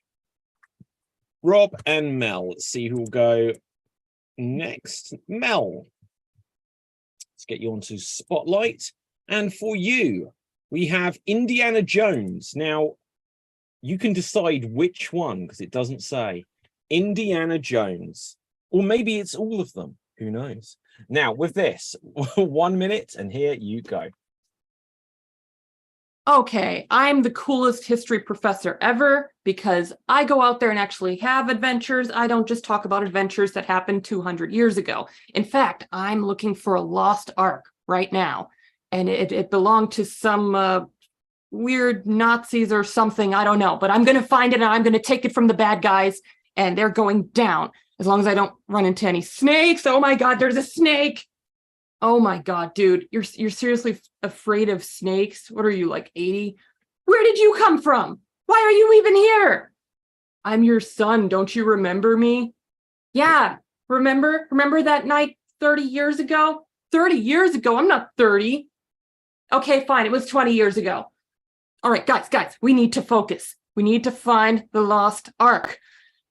I just got to get past this pit of snakes. How can you be afraid of snakes? You're supposed to be a hero. What if your students found out? They would lose all respect for you. Come on. And that is time. That is time. Well done. My biggest takeaway from that was that clearly he has another son that's 30 years old as well. Remember that night 30 years ago? I'm not 30, I'm 20. It's like, well, what happened 30 years ago? Right. You'll never know. We will never know. So I forget who we had left. Rob. Okay, for you. We have the cabin in the woods. The cabin in the woods. Good one. Here you go. The recent one or the Eli Roth movie? You're 4 seconds in. All right, we're gonna do the Eli Roth movie. Who was walking through the town? Ooh, look at those. Can I borrow that gun? That gun's for other people. All right. Oh, people are randomly dying. We're gonna find this cabin is awesome. Yeah. Woohoo! Yeah, I'm a football jock guy. I'm probably gonna die first because you're gonna think I'm tough. You're dead. All right. Oh my God, we got to get out of here. Well, maybe we should run away. No, let's just stay in the small cabin. We'll be easier targets. That'll make a great movie. That's a good point. Oh yeah, let's all stay here. Oh no. I'll defend ourselves with this. Oh, I survived. All right, now can we please have this gun? No, see, it's for those people that are coming up here. See, that's kind of funny, but it's not really too sensitive to say what we were doing there. I get it now. I wrote this movie while I was a PA for Private Parts, actually. Did you know that? Yeah, interesting little trivia about Eli there. And that is time. That is time. Well done. So let's go rapidly on to our next game.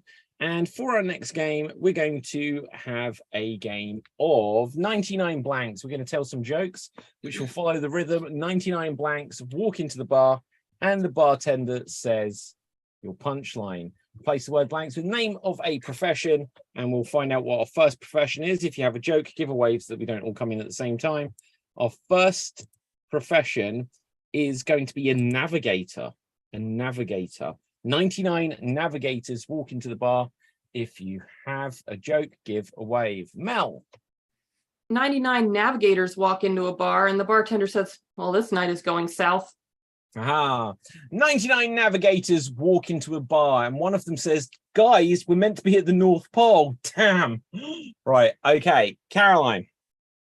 99 navigators walk into the bar and the bartender says, wow, you guys are definitely fired. Yep. Okay, Rob.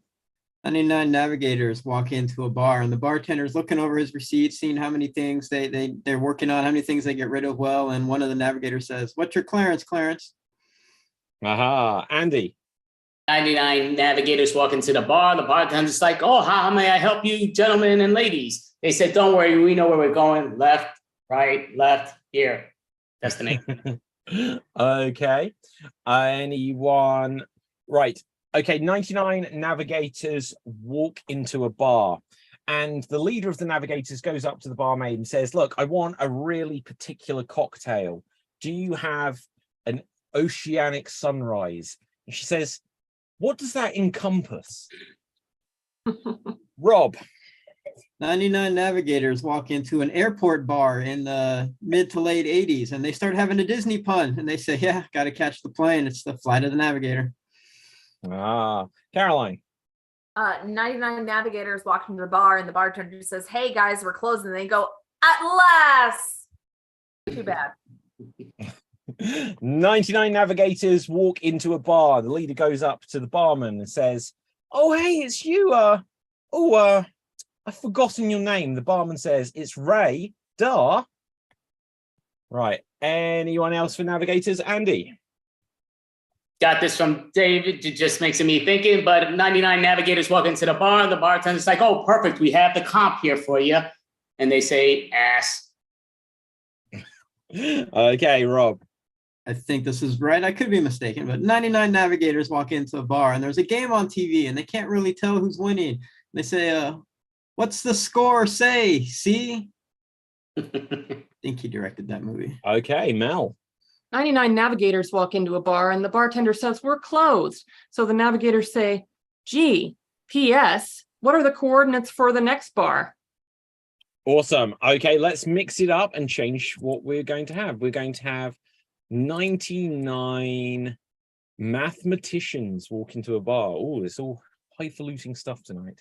99 mathematicians walk into a bar. Rob. 99 mathematicians walk into a bar on speed dating night, and the best pickup line was, hey, you want to multiply? Marty. 99 mathematicians walk into a bar and they can't decide on what to drink. And so the bartender says, hey man, no need for division. 99 mathematicians walk into a bar and the bartender, oh, I've messed this up. The bartender says, hey, how come there's 99 of you? There was only meant to be 48. My math is terrible. And they said, oh, we all brought a +1. Right. I suddenly realized it doesn't work with an odd number. Right, Andy. 99 mathematicians walk into the bar. The bartender's like, listen, this only holds 50 people here. What do you want us to do? They said, this doesn't add up. Mel. 99 mathematicians walk into a bar, they get their drinks, and then they try to walk out without paying. Bartender says, wait a minute, you need to pay for your drinks. And the mathematicians say, I did pay you. I paid you in imaginary numbers. Caroline. 99 mathematicians walk up to a bar and stand there looking very confused. The bartender comes out and asks them what the problem is, and they go, we were looking for a graph. 99 mathematicians walk into a bar, and after a while, the bartender becomes aware that they are all on drugs. And the bartender says, oh my God, you're mathematicians. Marty. 99 mathematicians walk into a bar. I just forgot my punchline. Rob. 99 mathematicians are in a bar and they're trying to watch the surfing competition, but it was canceled because there's too much algae, brah. Okay, let's see if you have a remainder, Marty. 99 mathematicians walk into a bar and the bartender serves them up beers, but they only have a little bit in the bottom. And they say, hey, I believe you only served us a fraction of what we ordered. Very good. Mel. 99 mathematicians walk into a bar and they had the pickup line, hey, you're as sweet as pie, baby. Very good. Marty. 99 mathematicians walk into a bar and they notice this creature made out of wood sitting over in the corner. And they say, who are you? And he says, I am Groot. And they say, what are you? And he says, gee, I'm a tree.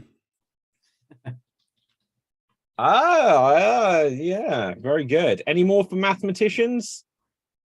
Anyone? Someone? No. Right, anyway. Right, let's see. We'll have one more. And we're going to go with an interesting one. We're going to go with 99 greeting cards designers. 99 greeting cards designers. And if you have a joke, give a wave. Rob. 99 greeting card designers walk into a bar and they ask where the restroom is. And the bartender gives complex directions and says, but take a left at the hallmark. Mel. 99 greeting card designers walk into a bar and the bartender says, hey, first one's on the house. And they say, that's the hallmark of a good bar. 99 greeting cards designers go into a bar and they all get really drunk. One starts stripping out and they goes, oh my God, you're in your birthday suit. Caroline. 99 greeting card designers go into the bar and they just sit there very quietly. And the bartender leans over to the other one and goes, what's wrong? And goes, they're blank inside. Very good. Anyone else for greeting cards designers? And Andy. 99 greeting cards walk into the bar. The bartender's like, how may I help you? They said, oh, dear sir or madam, we love you. It is great to see you. Bartender's like, listen, you're a card. You better have some freaking money. Otherwise, get the fuck out. One thing I want to pick up on there is that do you give people greeting cards that say, dear sir or madam? I guess not. Maybe not. I don't really give greeting cards, but I guess. Yeah, the least, I just wrote them the same, handed them out to whoever. Mel. 99 greeting card designers walk into a bar, and that was the first time it was the bartender that got carded. 99 greeting cards designers walk into a bar. They go up to the bartender and say, "Can we get some drinks?" They say, "No, look, sorry, I've just quit." They say, "Good luck with your new job." Anyone else for greeting cards designers? Going once, going twice, sold, and we will move on. Excellent stuff. Now let's see, for our next game, we're going to have a game of alliteration anarchy. Alliteration anarchy. This will be a scene for 3 performers, and the way it works is that each of them are going to be assigned a letter of the alphabet. And as much as possible, the challenge is they have to begin as many words as they can with that particular letter of the alphabet. Now, they can say any words they want in the interest of making this story make sense. Their goal is to begin as many words as they can with the letter they have been assigned. So in this, we're going to have Caroline rolling the dice. We're going to have myself, and we are going to have Andy. So let's put us onto spotlight here. Here we see Andy. Here we see myself, and here we see Caroline. Now, from one of our fellow performers, where are we? What kind of place are we at, perhaps? Bus stop. Something else. An amusement park. Joe, I knew it'd be that. Right, okay, we're at a bus stop going to an amusement park. We're going to combine these ideas. Right, I'll be honest. I literally thought of amusement park in my head. I was like, I bet we get amusement park. And then we got, yeah. Anyway, so, Andy, could you begin as many words as you can with the letter S? Caroline, could you begin as many words as you can with the letter N? And I will begin as many words as I can with the letter G. And we are at a bus stop, and we are heading to an amusement park. And here we go. No way. Next bus not coming nearly soon enough. Great. When are we going to go? Super stuff. Thinking over there. Look, I really want to get going, and Gary, Greta, look, we need to get a move on. Never mind getting a move on. We need the next bus. Speaking silly. Yeah, that's the general idea. Like, we need to get the bus, but I'm unfamiliar with this place. I'm not from Georgia. Screech, sirens. So stinking sucky. Noxious noise. I know, I get it. Got it. Good. Let's get out of here. Oh, great. There's a gravy train coming along. Let's hop on. Stupendous. Nice. So,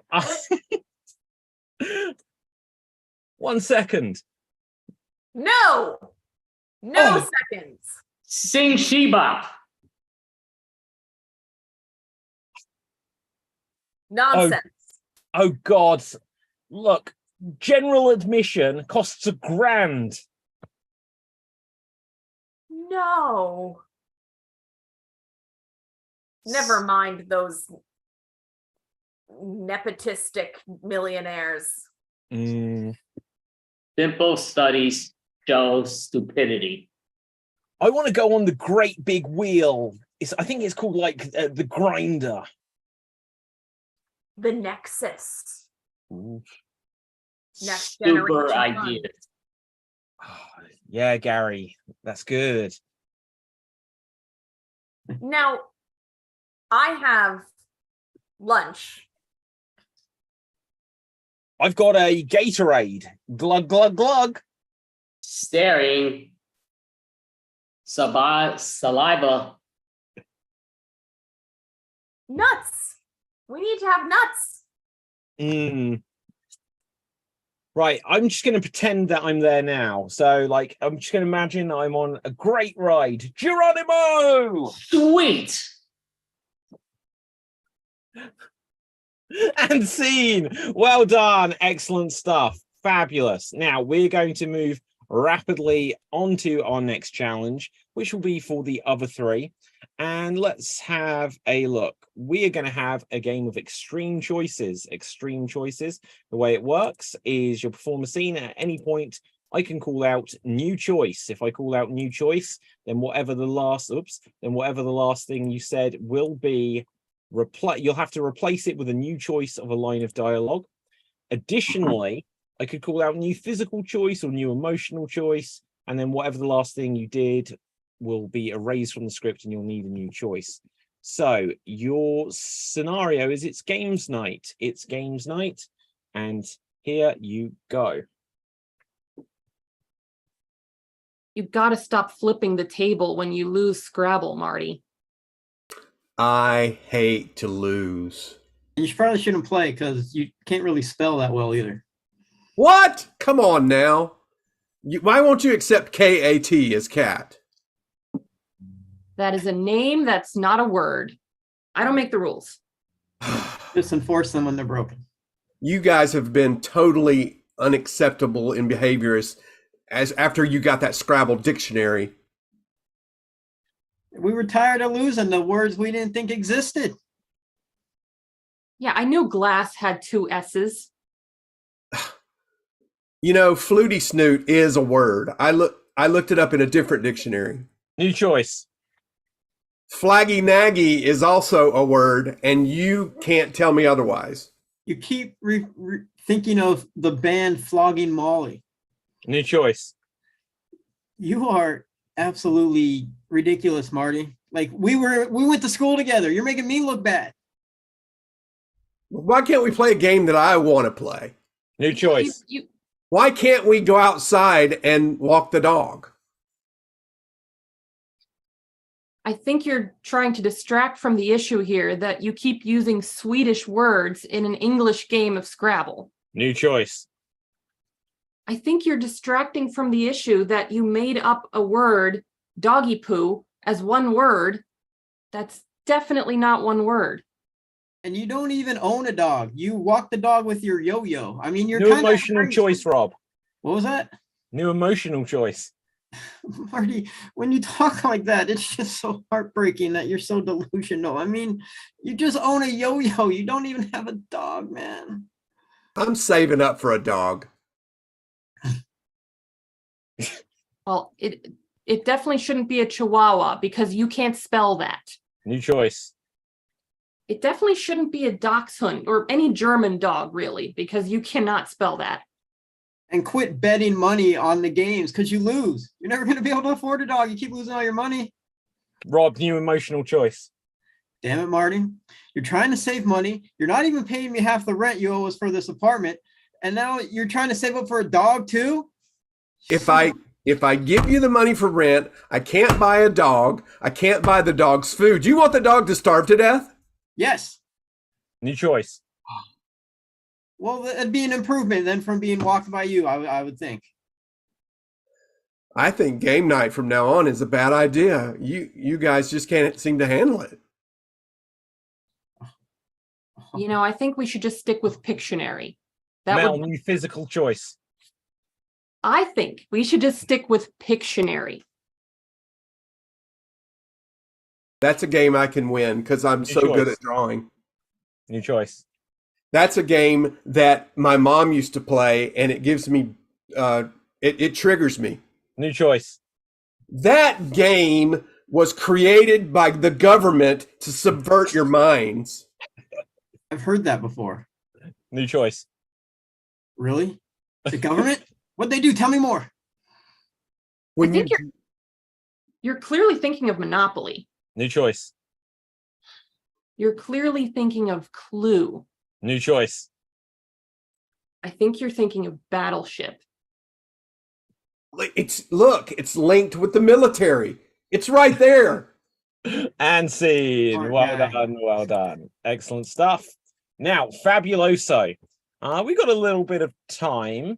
Let's have a game with all of us. We're going to play a game of Every Sentence Must.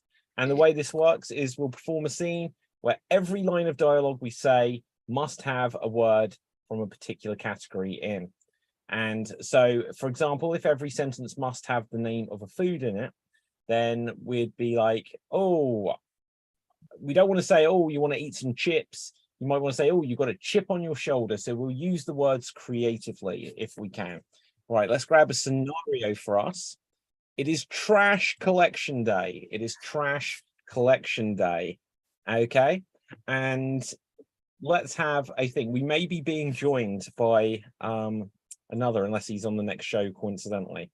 But I thought Ryan was joining us this. So I He's thought the same Ryan. Ryan, are you with us?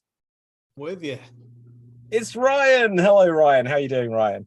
Doing good. Sorry for popping in late. I just saw No, it is look, we need you to save this thing. No, I'm joking. Right. Okay. So we're about to have a game of Every Sentence Must. It's going to have all 7 of us in. You know, I thought it was crazy to have 6, but now we're going that extra 1. Now, the way it works is we're going to do a scene where every line of dialogue must include a word from a particular category in it. So if every sentence must include the name of food, instead of just saying I'm eating an apple, you might say my Apple iPhone is ringing, so on and so forth. And let's have a look. It's trash collection day. Can one of our performers suggest a category that has a lot of potential words that fall within it? Movie titles. Movie titles. So every sentence must include the name of a movie. It is trash collection day. And here we go. Can't believe they're on strike. We need to get these men at work back and pick up these trash cans. I do think they die hard a little too quickly with this crap. These streets are so dirty, Harry. There is a lot of street trash out there. They haven't picked up my godfather's trash in a while. It's starting to pile up. Look, I've got 2 brothers and they won't even take their trash out of the house. The smell of just misery, I tell you. Oh. Are they stepbrothers? I think they missed training day. We can't live like this. Life stinks. I know, it's turning us all into crazy people. Cool hand, Luke. Cool your hand. I'm going to call Arthur. He'll get to the bottom of it. Oh, was that an ant, man? Jesus, we're getting bugs in this place. I hope they collect the trash from all around. There's a lot of it piled up down by Jurassic Park. Looks like they might be going on strike. There's too many X-Men out here. Holy crap. They don't pick this up by the time I'm watching my sister's kids. I mean, that's going to be real adventures and babysitting right there. It's not going to be fun. We need to call an exterminator. The bug's life here is way out of hand. It is. I saw one flew over the cuckoo's nest. Oh, do you know, I heard it came from the desert. I do see it says tomorrow, Friday the 13th, that they're going to come here and clean this crap up. The problem is the garbage truck had a breakdown. Well, I just saw on the internet that the delivery or the possibility of trash pickup is up in the air. So we're not going to get deliverance. Crap, my jaws are killing me. I've been vacuuming all week. Now at this point, it's just like I'm ghost busting. Ooh, was that a Spider-Man? Creatures. I don't know, but I got arachnophobia, so stay away from me. Look, if there's no deliveries happening, how are you going to get your mail? You've got mail. Look, Rob, watch out. I can see those 8-legged freaks are all over you. It's like, it's better than 8 heads in a duffel bag, though. I can handle this. You need to swat them. Oh, there's so many little, they look like little minions. All I know is that to make up for the loss of work, these guys are going to have to work dusk till dawn. You know, I know people who will cross the picket line. I know these 7 psychopaths. They'll cross the line and they'll pick up the trash anytime we want. 7? Lucky number 11. Yes. Hey, I'm one of them. Despicable me, but I'm one of them. Well, I wasn't going to mention it. Crap, I thought the babysitter was dead, but this is just a doll. Holy crap, looks a lot like my babysitter. I mean, there's just so much trash. It's turning into like this massive event horizon. Like after that weekend at Bernie's, the whole place is just up in flames. I had a weekend at Bernie's too. Think of the little children who are just gonna be walking the streets and just see all this trash. It's so sad. Maybe they'll come on Friday the 13th. Fancy. I was working on a reply. Right. Okay. So anyway, let's have a look. We're going to go. This isn't going to necessarily, it might be the finale game, but we're going to have an extreme monologue because I know we all love that game, and this will decide who will be tonight's Extreme Improv Extreme Champion. If we got a little bit of time, we'll do some jokes at the end. But the way this works is we're each going to get the opportunity to perform a monologue, and because we might be running out of time, actually, we're going to try to make the monologue last for 45 seconds. No, in fact, screw it. We're going to do it a different way. Right. We're not each going to get an opportunity to do it. We're going to get one person picked randomly. They're going to try to do a monologue that will last for 90 seconds. But they're not allowed to repeat any words and they're not allowed to hesitate, which we count as an extended pause or saying a non-word like or If whoever is speaking breaks one of those rules, any of the other performers can call out freeze. If they correctly identify that a rule has been broken, they get to take over the monologue. Whoever is in charge of the monologue after 90 seconds will be tonight's champion. Now, let's have a look. Let's roll the dice to see who will go first. And, it will be Ryan. Ryan, so you get to go first. Would you like a fictional character or a real person?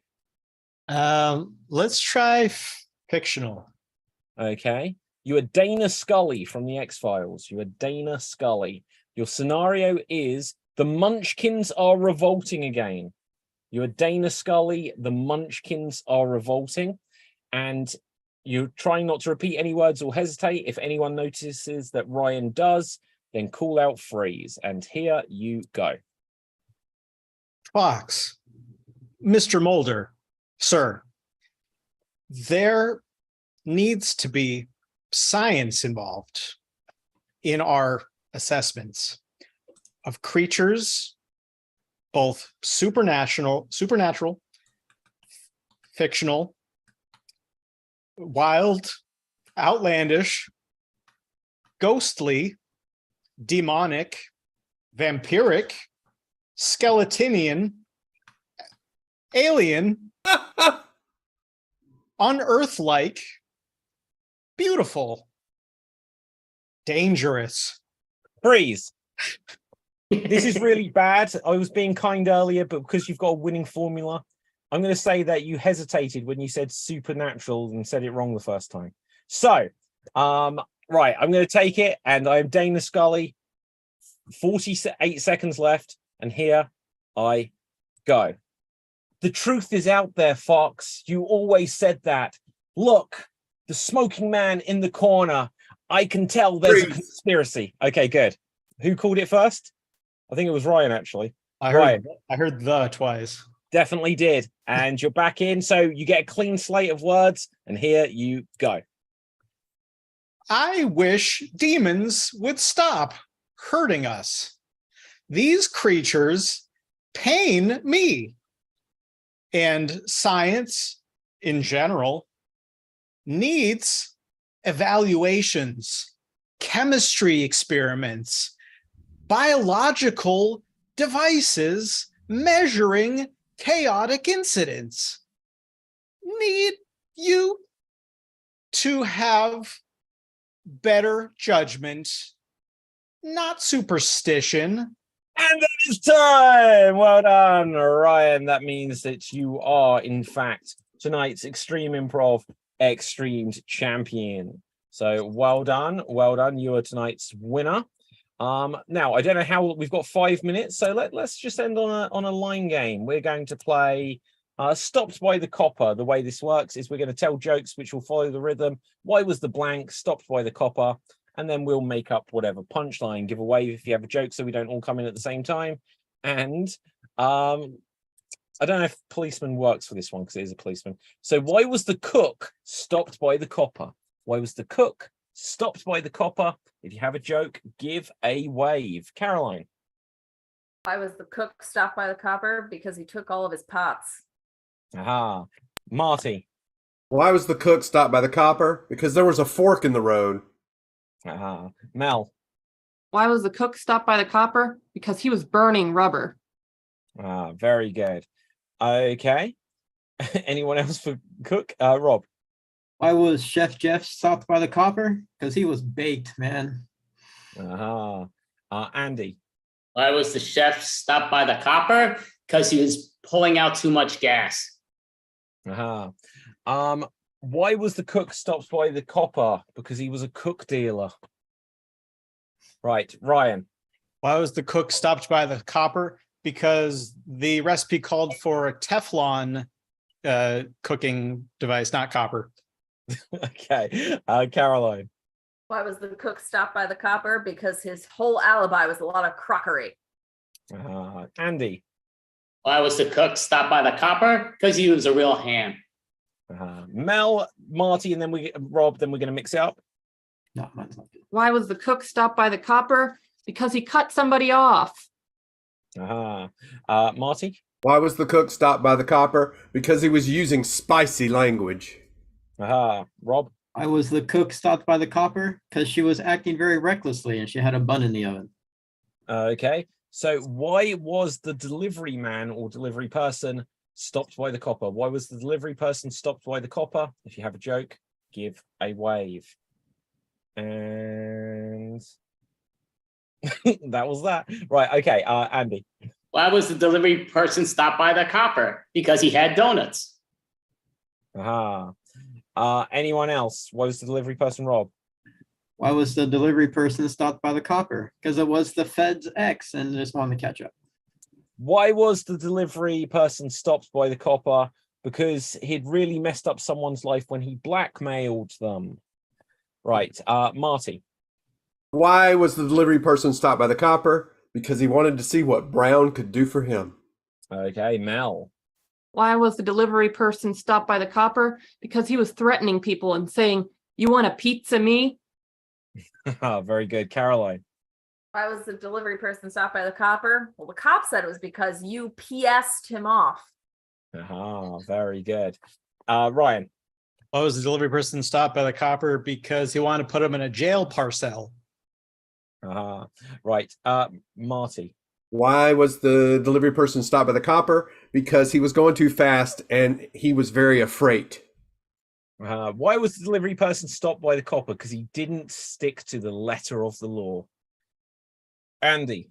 Why was the delivery person stopped by the copper? Because he was a real dodo. Right. Okay, Marty. Why was the delivery person stopped by the copper? Because he kept showing off his package. Very good. Anyone else for this? Going once? Going twice, Ryan? Why was the delivery person stopped by the copper? Because he was driving without a door. Very true. And I believe that just about wraps us up. We've got, it says 1 minute left. I don't know how long ago that was posted. So I will hand things back over to you, Andy. Oh, thank you. So, David, before we call everything, and I appreciate everybody, it was a great job, a lot of fun, and I'm glad you all participated 31 months straight on this extravaganza. David, do you want to advertise, even though I see you have stuff in your background? I know you can never hurt with words. Sometimes people don't like to read, they like to listen. Some don't like to read. Go for it, Dave. Absolutely. Yeah, let's.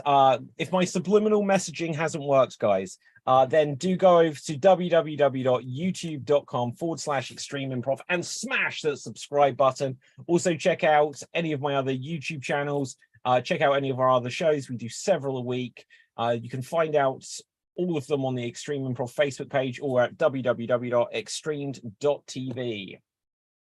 Perfect. And Rob, Kirby, you want to give something if you have something else that you do in person or online that you want to let people know about? Yes. Our next online variety show on March 6th, it's a telethon raising money for the With Hope Foundation for Suicide Prevention. And that Monday, it's Matching Monday. Any donation made will be doubled. So watch the show, comedy, music, enjoy it, and make a donation. Sounds awesome. Marty, do you have anything you want to let people know about? Sure, I'm a visual artist, and you can check out my art on Instagram at What Would Jesus Glue. Perfect. Then Ryan, would you like to let the world know something about you? Sure, I'll give my promotional space back to the room. Dave's got a good whole extreme organization here, so I appreciate that. And unless you're in Allentown, PA, you won't see me do stand up. So. All right. Well, thank you so much. Thank you all. Thank you, Extreme Improv, David Brzezinski. Sensational as always. Thank you all. And have an amazing weekend. Definitely appreciate it. Thanks for having us. Thank you. Bye. Thank you. Oh, bum, bum, bum. So Miss Caroline, gotta do that like every time. I try to say I'm not gonna do it, but it's like, how do you not? It like rolls off the tongue. But do you want to announce the next improv team, please? Sure. Up next, we've got Get a Room.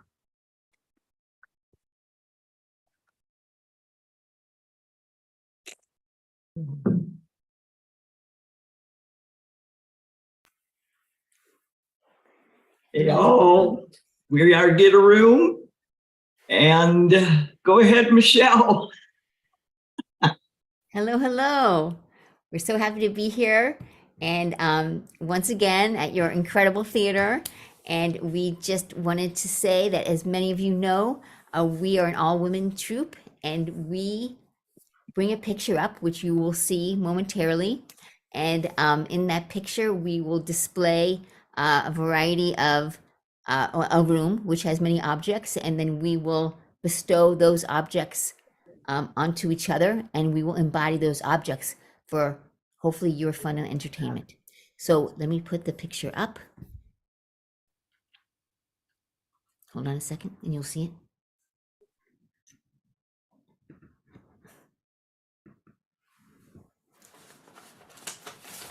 Hold on a second. The magic of video on Zoom.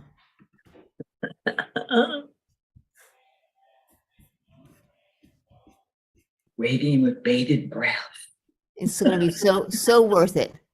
Waiting to enter the abode. Okay, here goes. Magic. Oh.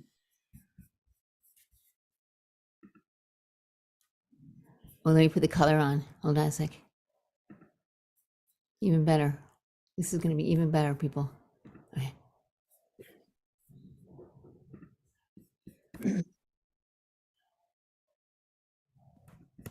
Okay. Got it.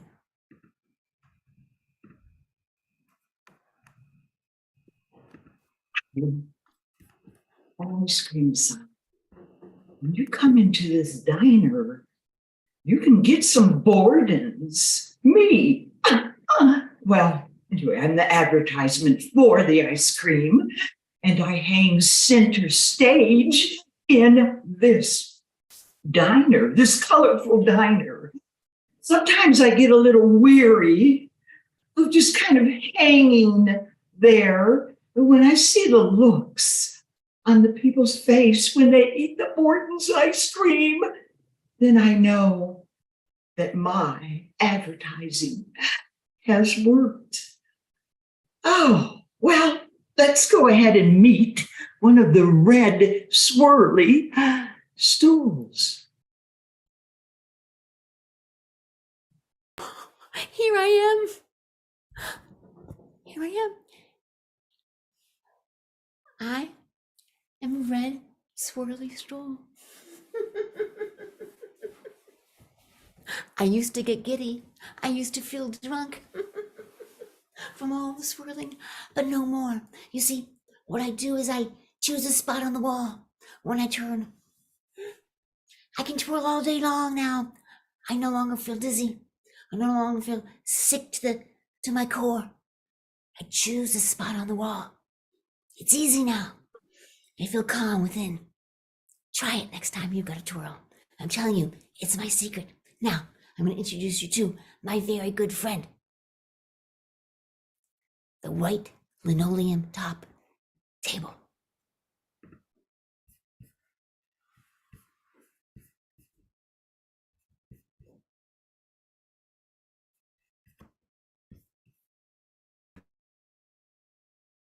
I'm what they call a vintage import.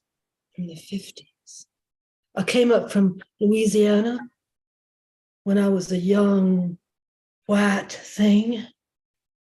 And yes, it is segregated in Louisiana, and I don't like that, but I am white, and I'm up here now.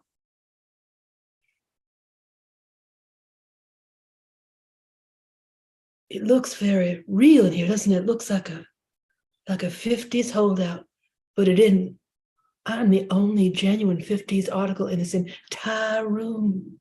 And I am white as the day is long. I can't help it. I own it. I am it.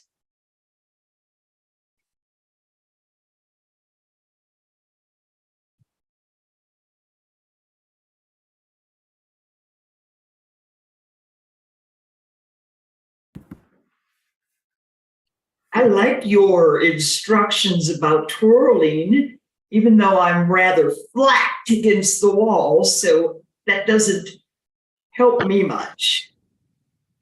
You never know what you might be in your next life. You think I might come back as a twirling, lit up sign? Haven't you heard of recycling? Well, if some artist would take me off the wall and make me kind of like 3D or something like that, I probably could not only light up, but twirl. And I would definitely pick a spot on the wall so I wouldn't get dizzy. Yes, that's repurposing. Yeah.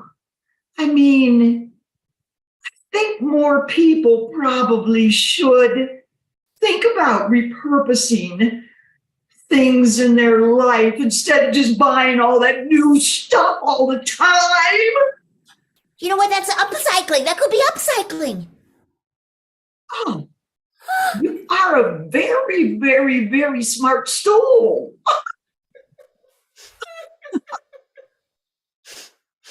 I have a feeling if I was able to twirl, I'd be a little smarter too.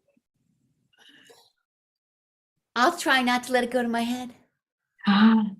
Well, I do like giving compliments, and you are a smarty pants. Yes, it's true.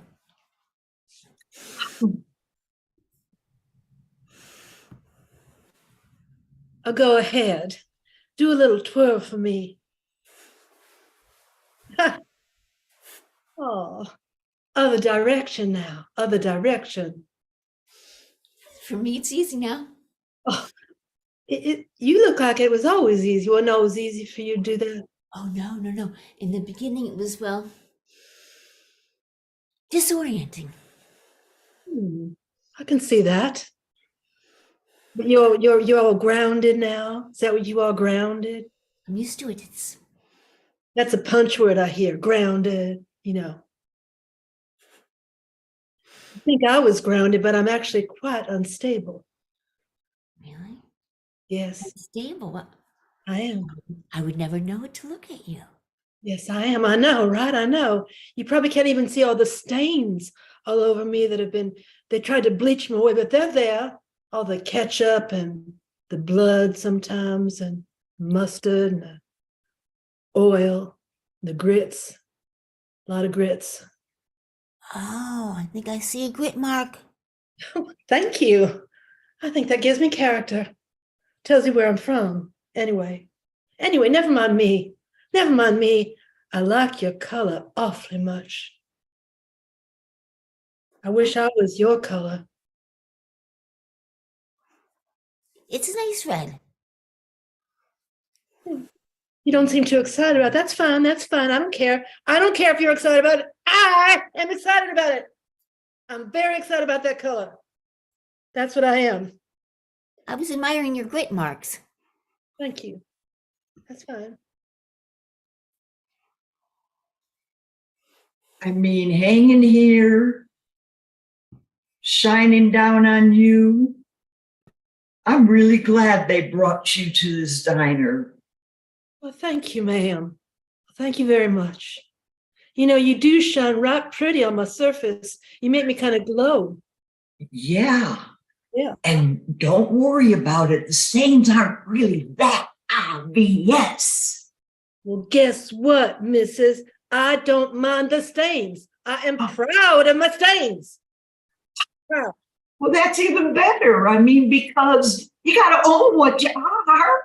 He said, I am 100% vintage, and not everything in this room is real vintage. Some of it is fake. Not you, of course. But Not me. Not me. No, Borden's, it's been around for a long time. It's the best ice cream in the whole world. Is that right? Yeah. You tell. I mean, haven't you ever noticed when the youngins come into the diner and after they eat their sloppy hamburgers and get ketchup on you, then they say, Can I have ice cream? Can I have ice cream? And I'm the only ice cream they carry in this here diner. Just me. Do they share a sundae with the cherry on top? Well, they better. I don't know, because I know if there's a sundae, I'm going to be in it. God damn straight you are. Of course you are. How could you think otherwise? I mean, it's like between you and I, with all your edibles spread all over you, and my advertising the best dessert in the world, we are this diner. We are the energy underneath the whole enterprise. We are the force that gives life to this diner. We are.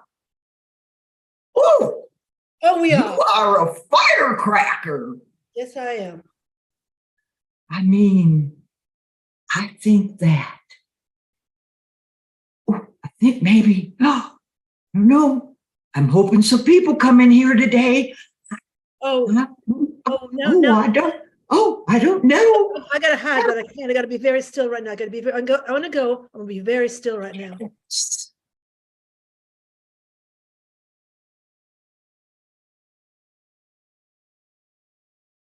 3 hours later.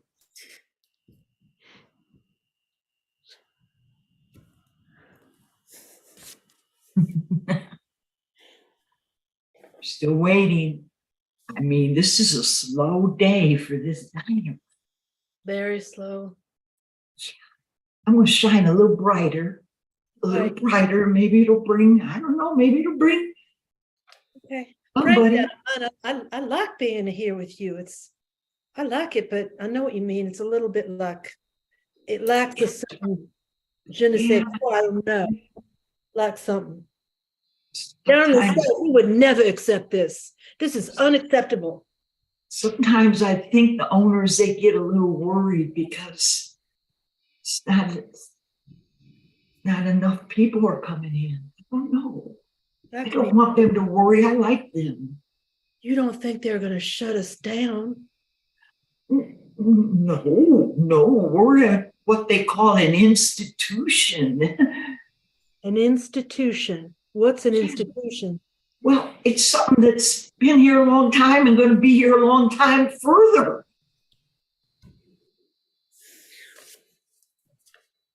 Sal.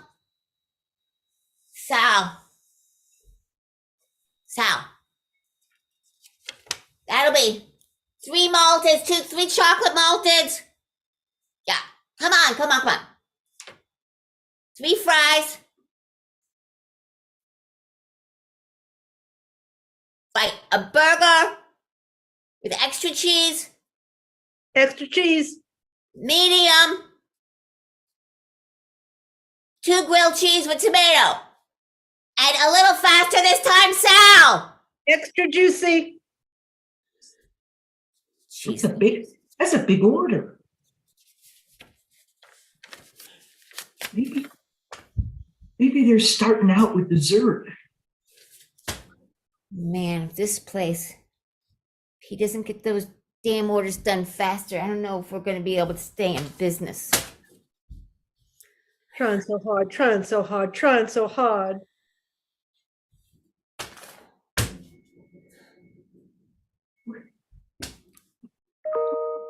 Feel the force. It's a big order. Now, I'll take care of it. God, this from linoleum table. I knew we should have invested in some Formica. This stuff is a mess. Well, that little, you know what? She's got some spunk. I kind of like that, but what a little bee. I mean, Oh, geez, some of this stuff isn't going to come off. It's really stained. hope she doesn't get any bleach. No bleach. Sal, where's the bleach? No bleach. It I stinks. know you're not supposed to handle that stuff when you're cooking, but Sal, come on, you're the friggin' owner. The bleach makes me. I can even smell Oh, the hell with the bleach. health department. Sal, they're not here. I'm gonna gag right now. God's sakes. Give me the bleach. Give me the bleach. I ask you. We'll give you the bleach. I'm gonna bleach your little tuchus. Oh, that stuff stinks. Bleach your little behind. With the bleach. Maybe it's not so good for the surface.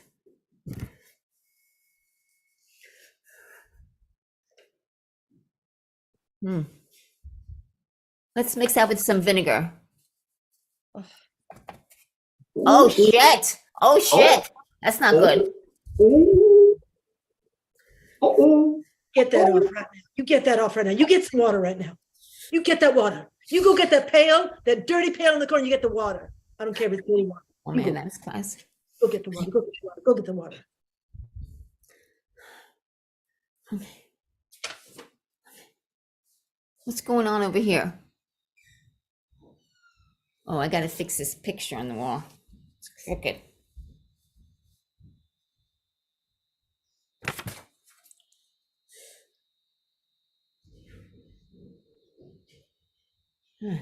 Seen its better days. Bright and shiny. Oh, God. I kind of like her, but she's a piece of work. Sal, is that order ready? You're a piece of work. Okay. How am I going to survive this place? Not enough business. The place is falling apart. I quit. I just quit. That's it. I'm out of here. And try to make friends with the furniture. Oh my God. I mean, did you hear the way she talked to Sal? I did. He's the best because he always cleans you really well and he polishes me. You know, the poor little thing is all worried. There's something she know we don't know. She's very worried. She's very worried, which makes me worried. And you should be worried too. I don't think she's going to quit. I think she'll be back tomorrow is what I think. I hope so.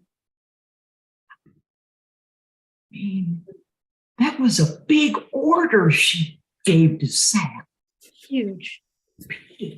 I think she made it up. And she made me straight. She made it out like there were a bunch of people, but there weren't. There were like no people. Who was she ordering for? What was that all about? Oh, don't put that out into the universe. I'm just saying, maybe it was a takeout order, but I doubt it. I sincerely doubt that. You are making me hang it again. Hi, Twirly. Hey. How y'all doing?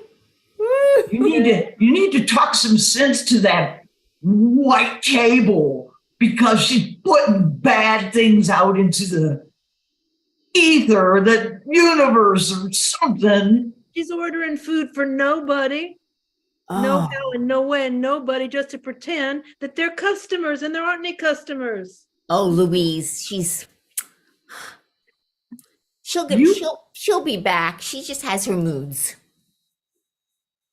Like a mood swing type of thing. She's got one of those things. I've heard about those. She gets frustrated. Oh. Yeah. Well, I would. She's strong. Inner strength. She has inner strength.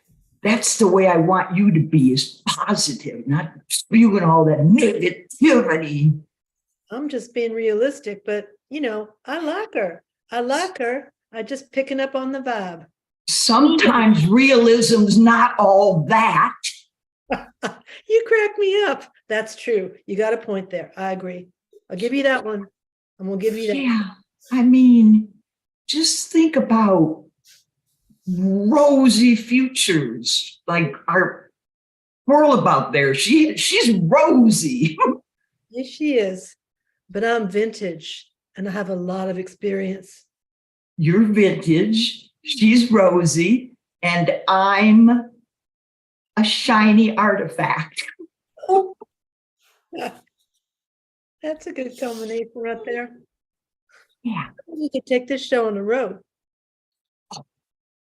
I think that might be an interesting idea. That's it.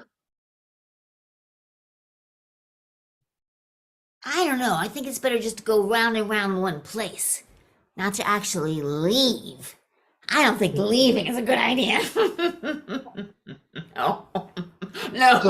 No leaving. So to hang straight for the rest of your life. Nothing about leaving. Just put that out of your mind. What for the rest of your life? No, thank you. Well, I do think that this diner is quite the special place. Yeah, I concur on that one. I concur. And I think the three of us add a certain luster to an otherwise what might be a little bit of a drab interior. Yeah. When you shine on me, I'm especially lustrous. I must say. You bring out my inner luster. You were talking my language now. For which I am grateful. I am. I'm a lady from the morning to the night, except when I'm not. So twirly. I like how you giggle, but I'm wondering, the more you twirl around, the more giggly you get. Huh. I'm just trying to avoid thinking that my deepest thoughts, those frighten me. So that's the reason to laugh. And that's the reason to twirl, because it keeps those inner thoughts like in control, the ones you don't want to leak out. Exactly. Just keeps everything bubbling up. Bubbling up, but not leaking. Just kind of settling in is to be avoided. Just I mean, that's a bit vintage, isn't it? Bubbling up but not leaking. Totally. That's it. Keep things moving and moving and moving so you can't settle in. That's the idea. That's one way of dealing with it. We are three very special chicks. Hell yeah. Hell yeah. Hell yeah. And that's our show. Thank you. Okay, perfect. So this thing. So no, do you have a question for these lovely young ladies? So on point with your vintage theme, what's everybody's favorite vintage actor? Oh. Lily Tomlin. I have a penchant for Dame Judith Anderson. Nice. I would say Meryl Streep for me. Good choices. Nice. How about you? Do you have a favorite vintage actress? Oh, me? I have to say, I'm gonna go way vintage. Katharine Hepburn. She was great. Ooh. Definitely. Yeah. Yeah. Trey vintage. Yeah. How about I you? think, Mel, she might have been the one that said getting old's not for sissies. That does sound like something she would say. She kept it real. She kept it very. Yes, she did. Thank you, Andy, as always. Caroline. It was Thank really- Howdy. Thank you for So having much. me. Caroline, would you like to get a room one question before we? Yeah, when are you guys performing next? We perform once a month, the third Sunday at Vintage Improv, and we perform one time a month at Highwire. Is that Monday nights? That's Tuesday now. That's Tuesday nights. Yeah. Yeah. Yeah. And here we're very fortunate to be here at Extravaganza. We love you guys. Yes. And thank you. We like to experiment here. Thank you. Yeah, you ladies were great, which we really appreciate. Do you want to advertise? Let somebody know what link they could see to find you on person or online. You can find us at Facebook at Get a Room, and we would love to have you smash, as David Riley Pustansky always says, smash that like button. Yeah. And I teach classes to kids, improv classes. And if anyone's interested, you can send me email at michellefeinblum@gmail.com. Oh, and I am on a team called Upside Down Improv with Adam Cawley, and we perform on Sunday nights. And I don't know, it's through Vintage, isn't it? I think it is. It's through Vintage, yeah. Truly horrible about information. I'll try to get it together next time. All right. Well, thank you so much, ladies. Thank you so much for having us. Bye, Andy. Bye, Andy, Mel, and Caroline. Hey. Thank you. Fun show. Thanks so much.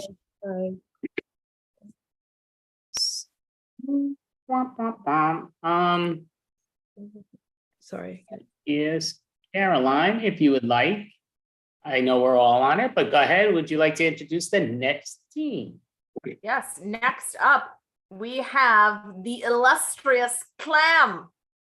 Clam, without a shell.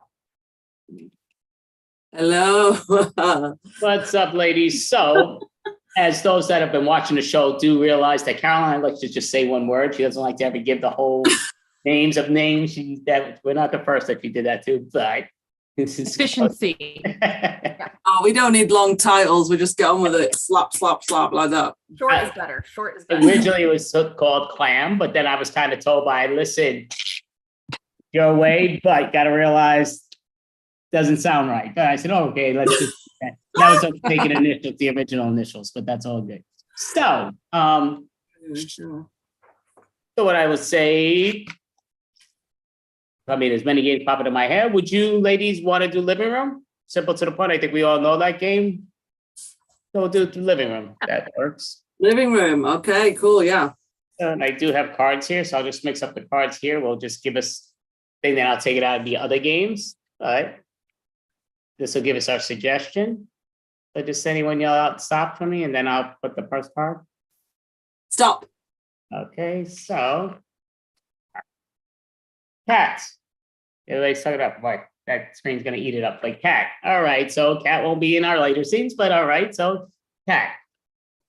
So my cat does not know how to use a litter box. She doesn't know how to do a lot of basic cat things. Like she'll pee and then she'll dig the hole. I don't think she understands what the hole is for. So she's got a weird order of operations. My other cat will go straight from the litter box onto the sofa and then start cleaning herself. So I kind of wish I could reprogram that order of operations a little bit, like bump one task up. Think of this like this weird, I think it was like part of a science class. I never got to do it, but apparently it was, you would try and explain to somebody how to make a peanut butter and jelly sandwich, but they had to pretend to kind of be like a computer. So like they could only interpret your directions literally. So it would be like, you know, if you said like pick up the knife, they might pick it up from the blade part. And it's like, okay, but like put it in the peanut butter. They just slap it into the peanut butter, like the handle into the peanut butter. That does make me think of, and I am old school, but I'm even talking the older school generation where you have to really explain them about just about everything in today's existence. Like online is like unheard of when you speak to a lot of the older generation. And it's funny because I'm talking about my father, love with all my heart, but holy crap, like anything phone wise, it's like he'll have a staring contest with the phone. And, just to pick up or redial and stuff. And he'll call me sometimes at all times at night.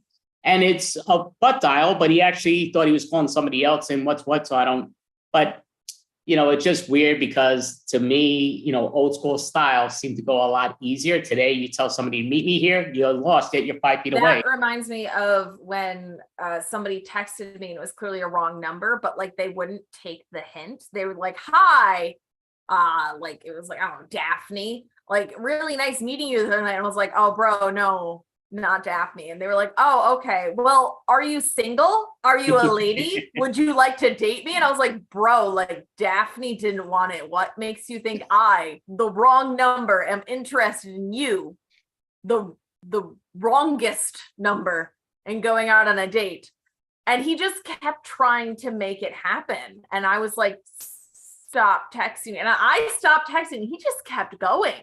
Like he was very determined to try and make this relationship with a person he has no idea what I looked like because he was texting the wrong number. But he was very committed to trying to make that happen, despite me telling him, no, I'm in a relationship. And I think at some point I told him I was a man, but he was still invested. He was still really. That reminds me of when I was playing this kids RPG game called Toontown. It's a multiplayer RPG. I played it a lot as a kid. I was like 11 years old. I had this really good friend on Toontown. And one day we decided to become secret friends, which means you can actually type to each other rather than using the drop-down chat menu. And then as soon as we did that, she starts like hitting on me and she's like, not 11, are you? No, or not 12, are you? Like for some reason she thought I was a grown man, even though I was playing a kid's game. Maybe because I was playing a cat named Milo. Maybe that just sounds like an old soul to her.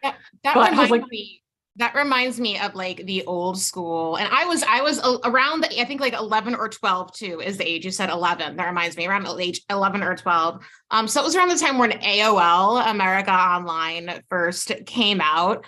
And I remember I would get together with my friends and we would find the most bizarre chat rooms we could find. And we're 11, but we would make up these identities. We'd go in and say, we're like, oh, I'm an 18-year-old woman with like size, like triple F breasts, just ridiculous stuff. And there were all sorts of bizarre, there was like a fat and gaining chat room. Like there was a, like losers who continue losing. Like there were like all sorts of really odd stuff coming up and we would hop on and create all of these identities, but we were that never. Reminds me of Craigslist.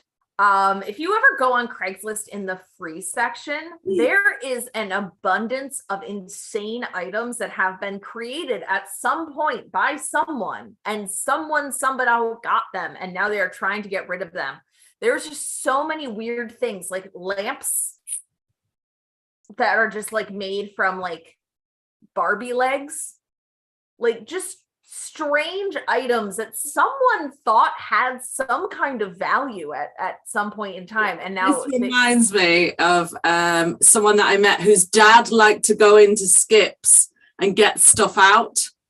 And once he went in and got a mannequin out of a skip, the idea being is you can just sort of help yourself to what's in it. So he went in and got a mannequin and brought it home because he thought it was perfectly decent. And also that people leave stuff outside their driveway or outside their house for people to take. So they just put their garbage on the street, a sofa or whatever, and they expect someone to come along and just pick it up and take it. It's the bizarrest thing that I've ever seen in my life. We're going to swipe that scene and let's see one of those scenes that we were talking about. So.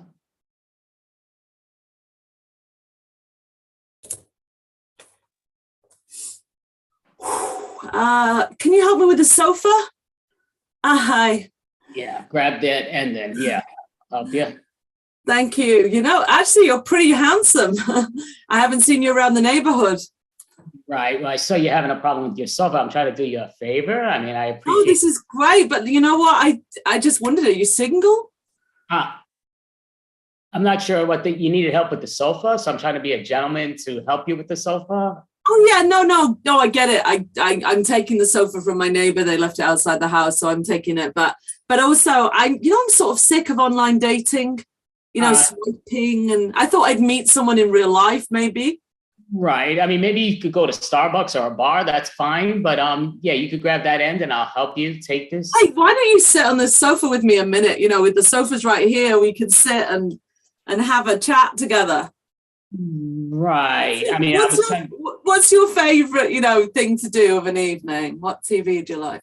I like to be home and watching, certain sports shows or sports stations, but could you picture yourself sat on this sofa with me, maybe? Obviously we're sat here, but maybe at home or.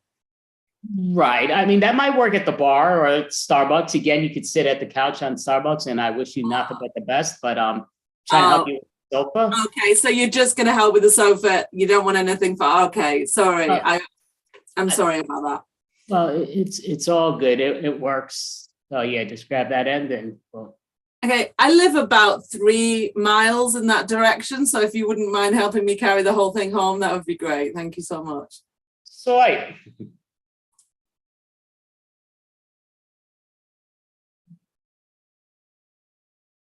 You just told me to boil the eggs. You didn't tell me to take them out of the carton first, so I don't know what I did wrong here. We're sorry. We really need to work on our parenting skills and be a little bit more direct with our expectations. Well, honey, you're the mother. What next? If I'm being honest, I was also unaware of the need to take the eggs out of the carton. This is a learning opportunity for all of us. Wow. So as you can see, neither of your parents are very domesticated. We're a little feral. Yeah, you can say that. Yeah. Domesticated is what they call these chickens that made the eggs. It says here on the carton, which I boiled. I'm realizing that us living in the wilderness for 27 years and then immediately birthing a child and entering suburbs was possibly.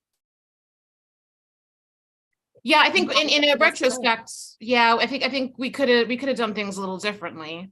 But hey, we're here now. Mm-hmm. And we have a house, and you, child, will be domestic. I'm doing my best. I even took the trash out. I threw it all out the window. That makes sense. That's far more effective than keeping it inside. Yeah, and I didn't see the point of using a bag. I mean, why would you put it in a bag? Just cut out the middleman. Why would you put trash in a bag? A bag is useful. Trash is unuseful. It's not. It's dumb. It's dumb. Exactly. I did notice that some people seem to be driving small locomotives over the top of their grass areas. Well, we have a car. We could just use the car to flatten it. I think that does the same thing, right? I think that's what they're doing. I know somehow they're ending up with little bits of grass. I'm assuming that this happens because of the friction with the wheels. That makes sense. That sounds sciencey. Yeah, it feels right. It feels right. And then I'm guessing that they eat the grass. They take it inside and they boil it. Seems to be a. Yeah. I mean, let's try it. Yeah, it says this milk is grass fed. So there you go. So we should probably continue feeding the milk. That way it'll make more of it. Yeah, I think that's how it works. Yeah. So I mean, we fed the cows grass, in the wilderness when we were on the farm. Yeah, when we sheltered in that guy's barn for 7 weeks, and then he noticed and threw things at us. Yeah. Yeah. So And cows make milk. So if cows eat grass, the milk should like the grass too. yes, milk will also eat grass. That's logic. So grass What leads were to the milk. chickens fed? What does it say on the carton? Can you read it still, or? This is a little bit, there's like a big bubble here. It says farm raised happy chickens. What does that even mean? Happy chickens. How do you keep a chicken happy? Oh, they mean like as opposed to sad chickens, because we saw plenty of them in the wilderness too. We did. Have They you ever were seen sad. Have you ever seen a depressed chicken? It's the saddest little thing. They're all like soggy and mopey, and they have their little beaks down, and their feathers are just dry, and yeah. I'm assuming. We'll swipe everybody back to the living room. So we'll try to go to this little bit speed of a moment, but someone tell me to stop, please. Stop. Okay. Splashes, whatever splashes makes you think of. All right. Splashes. Splashes makes me think of how when I was little, I used to love swimming so much. I would stay in the water for hours, and at the time, we used to go to, we had a place like near the Jersey Shore, and in the summers, oh my gosh, I would like stay in the pool for hours. I would stay in the ocean for hours. I was an OG. I was like 4 years old, and I would do like the ocean and the pool back to back, and my hands would be so wrinkly, and they would look like little peach raisins. I'd have these little raisin hands, and my mom said sometimes I would swim until like my lips are blue. Like my mom would be like, Ash, your lips are like, you need to like get out of the water. Yeah, it always makes me think of back in the day when you had blue lips. If as long as you weren't wearing makeup, which I didn't wear makeup, they would think you're sick, or you pretty much were sick. And it just comes down to, and they never gave you good medicine when back in the old day. There was no such thing as good medicine as in taste-wise. It tasted like crap of the crap. Today they have the most delicious things that are vitamins and this is that. I don't know how good they are, but they taste really good. And I wish they had that back in my day, because I think I would have overdosed on some of those, medications where you're like, oh crap, no, I don't want that nonsense. But today, those things are like really tasty. And that reminds me of Flintstones vitamins. And I don't like orange flavor, but like always Flintstones vitamins would come in orange, grape, and like something else.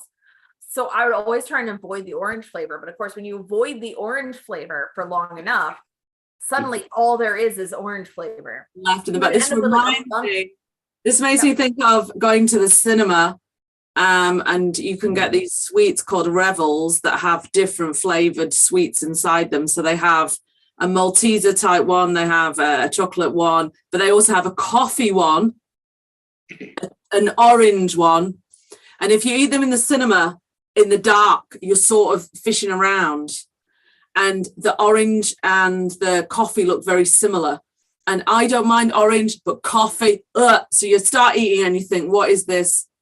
And it's a coffee, and it's disgusting. That does make me think of, though I like coffee, I'm a big coffee fan, and I actually like coffee ice cream. Doesn't really taste like coffee, the coffee itself, but I like both things. I like pretty much just about all coffees. I've had bad coffee before too.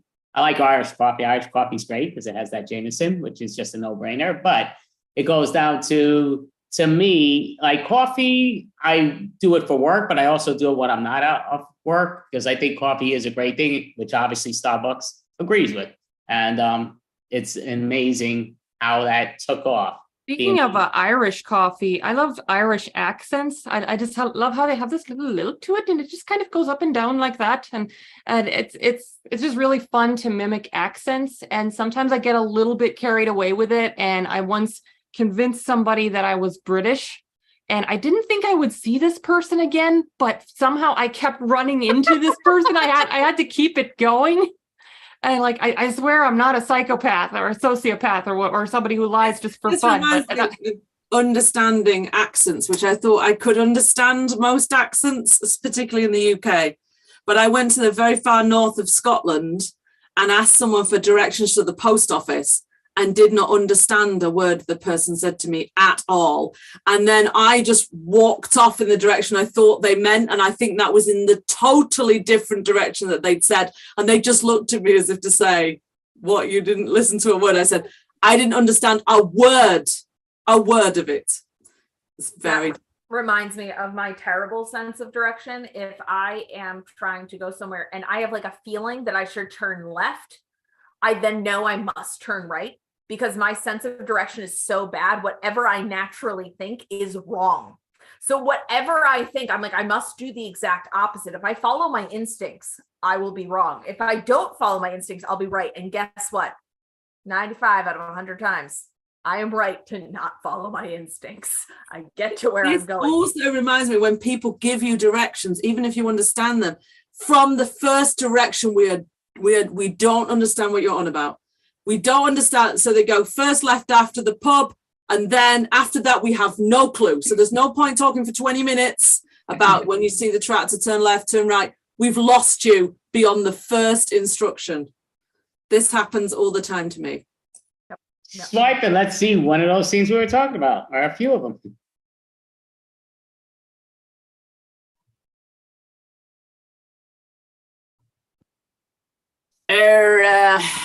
Just to let you all know that this is the crossroads.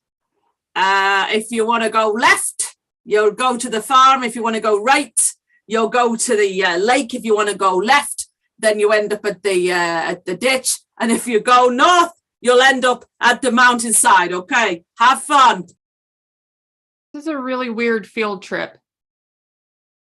I thought that we were having a tour guide. Yeah. And I think there should be somebody walking us through this. well, the thing is that left was both a farm and a ditch. Is the farm in the ditch? Is the farm a ditch? Hi, sorry, you guys. Sorry. I fell in the ditch. That is why I am late to facilitate your tour. Oh, thank goodness. Okay, yeah, we didn't know to make left, right, jump in the ditch, don't jump in the ditch. We had no clue. Yeah, so I would say don't jump in the ditch. Don't do that.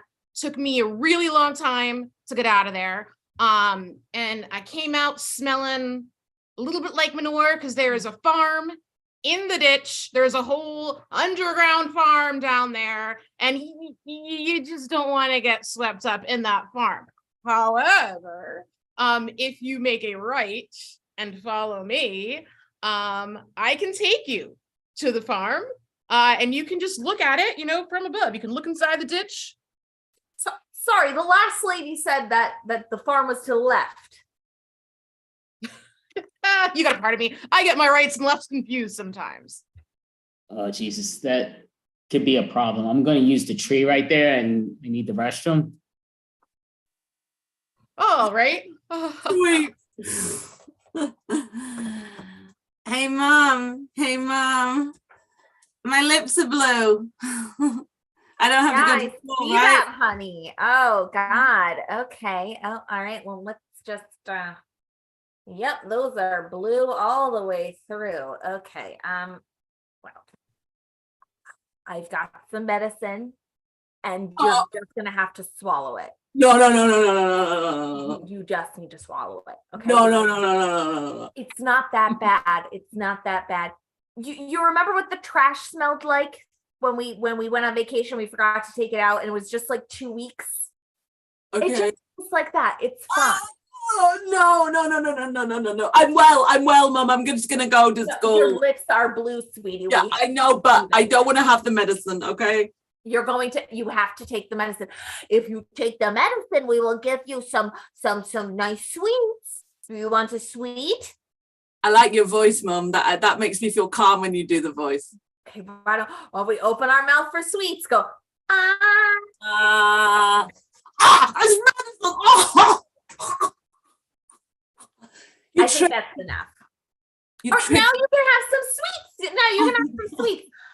We have this bag of Razzles here. Let me see. You like the coffee flavor, right? Yeah, that's my favorite. Okay, here you go. But I don't like orange. Don't give me orange. No, this is coffee. This is Okay, cool. There you go. There you go. Oh, oh, God. It's orange. It's orange. Okay. Okay.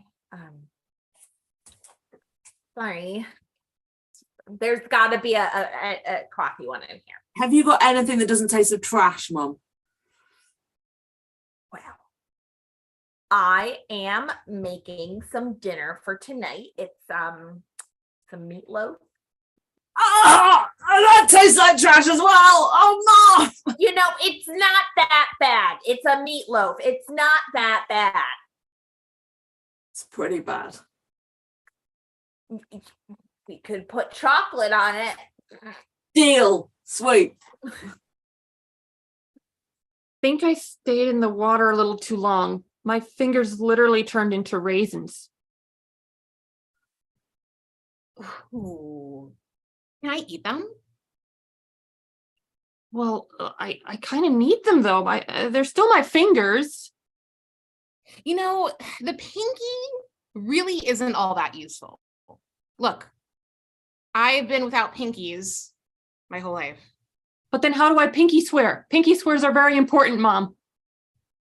You just just want to let you know, in this swimming pool, okay, we have rules, and the rules say no dive bombing, no swimming too violently, and no eating fingers, even if they look like raisins. I'm the lifeguard, and I've got my eye on you two, so don't let me down. Well, you're off the hook, kiddo. But I really do think we need more raisins in the house. Well, maybe I can just give it a little lick and see how it tastes.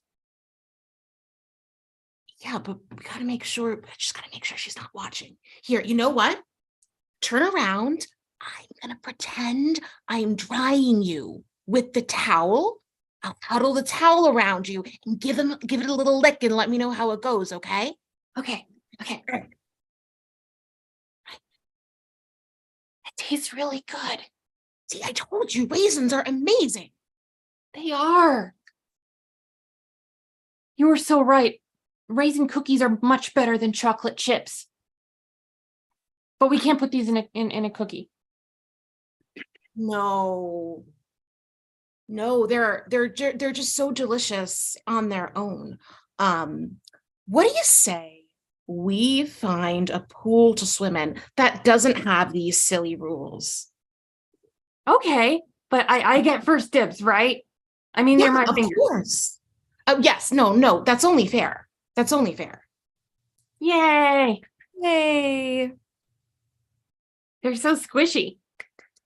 They're so squishy. They're so squishy. And you know what? Next time we go, I'll sacrifice one of my other fingers. I mean, I'm used to living without pinkies. Like, how bad could it be without the other fingers? And don't forget the peanut butter. Raisins and peanut butter go really good together. Yes, they do. They do. Oh, I'm so excited. Me too. Yum. Yay! And we'll swipe and call scenes. Everybody can pop on up if they don't mind. I gotta get this flashlight that I have on off. So give yourselves a hand. So we are Clam Without a Shell. We do have some individuals from different parts around here, which is always awesome and great just to have that. I love that, what online has given us. So Louise is actually performed on another team earlier tonight. An improv team, myself and Mel will be performing later on in another improv team, and Ashley will be doing a stand-up gig in a few sets. An hour. But yeah. So thank you, ladies. Spectacular job, and thank you all. Have an amazing weekend. Thank you all. See you in a little while. Thank you. Bye.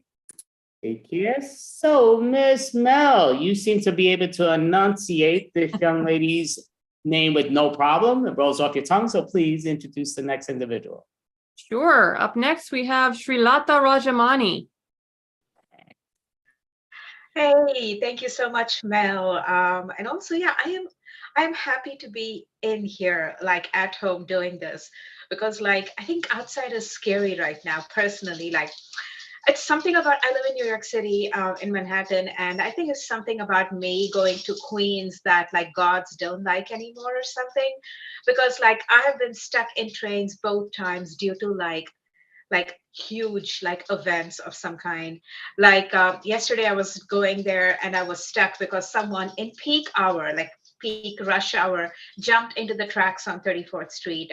So all the trains and W trains going up to Queens were all like blocked. I'm like, peak hour. Like, I'm sad that someone wants to die, honestly, but like, don't, like, never mind. It doesn't sound well.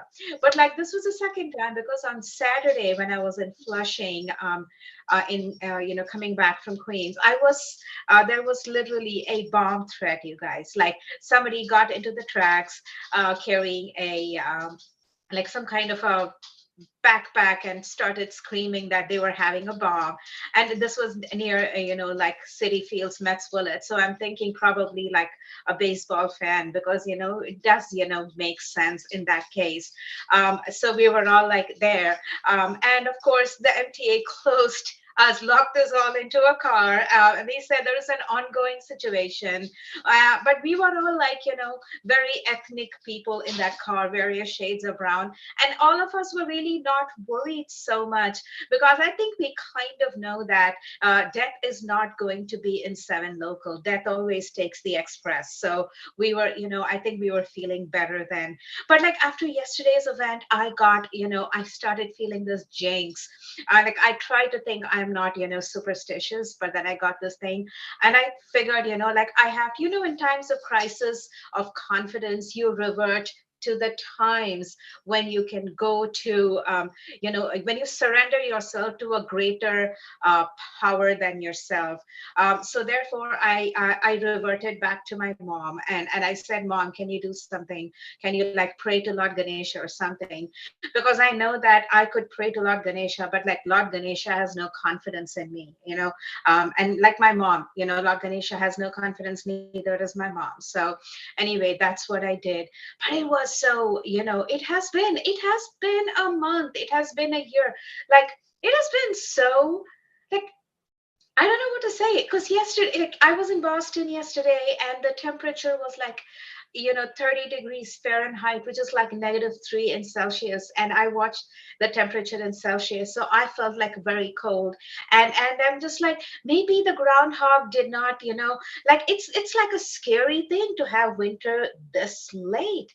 Like, maybe the groundhog saw the shadow was the shadow of doom, like, it was so scary. But also it is reflected, I think, in all the scary things that have been happening, like so many gun violence things happening. Like, January was terrible, and I aged in January, y'all. Like, I started January 1st. January, I was a teenage TikTok sensation with more game than Shrek. I was awesome, and I was young. And then January 30th, I was so done. I was in First Avenue train station, and I saw a rat inside running on the tracks, and I was like, rat, you have, I was envying the rat, like, dude, rat, you have the right plan. Not only are you you would probably be in the dark, away from the gaze of people, or you're going to be crushed. So both are valid choices. But you also have pizza, like the option of pizza. So like the rat, like, I was envying the rat, you guys, because it's been so hard. Like, I think it is because of the politicians. Like, politicians have ruined things for us. Like, I feel like the politicians have been yelling too much, doing too much about the wrong things. So I just want them to stop doing things. Like, I miss the pandemic time when the politicians were basically like, neither seen nor heard from. It was a nice time to be, right? Like, during that time, and later on when Biden was running, they were saying, Biden, he is so old, he's so old, we don't want to vote, like, why do you want to waste your vote on him? He's not going to be able to do anything. It was like, yeah, let him not do anything, that's good. And they were like, Biden, he's 95, his heart beats once a week on a good week. And I was thinking, even better, because that's what we need. We don't want them to do it I just want them to not do anything. Like, I'm literally paying them to not do anything. Okay, and I'll pay for a sinkhole to take in Ron DeSantis, but that's a different issue altogether. Like, general politicians just don't do stuff. That's my thing. Like they've been talking about the most nonsensical things, right? Like, do you remember the lady M&Ms that they were talking about? Anyone? Lady M&Ms? Oh my god, like when I first saw Lady M&M, I thought, oh, that's someone's drag race name because a new season of Drag Race is on now. But no, it was about this M&M's company releasing an all-female version of M&Ms. And yes, they are gendering M&Ms now because corporate America hasn't fat shamed women enough. They were like, oh, you got to be those tiny, tiny M&Ms, those tiny, pink, perky M&Ms. You can't be these, no, what if I want to be a Twix? A Twix? What do you mean a Twix? The center is not caramel. It is cellulite, you pig. Like, that's what is happening. In my head, I know, that's what they're doing, right? And then that was one. And the Baltimore politicians were like, Lady M&Ms, how dare they? It is all about, like being PC and stuff. They are, diminishing the men. And then the next thing happened. The government, agency released a study that gas stoves are dangerous. Okay, gas stoves are dangerous. Now, what happens at that point? The Voldemort party is like, how dare you? There is a rumor that, the government is going to outlaw all gas stoves. The government says, yeah, gradually we have to phase out gas stoves. And the Voldemort party is like, no, we are not going to take this line down. First, they came for the M&Ms. We said nothing. Now they are coming for the gas stoves. How dare they? Gas stoves, if it is good enough for Sylvia Plath, it's good enough for you bitches. Like that, gosh, it has been terrible, you guys. It has been terrible. I don't know what else to go, what it's just weird. Like, all right, this is what is happening in my neighborhood. Okay, like I live in Manhattan near Hell's Kitchen, and now there is a weed shop in my neighborhood, like next to my building.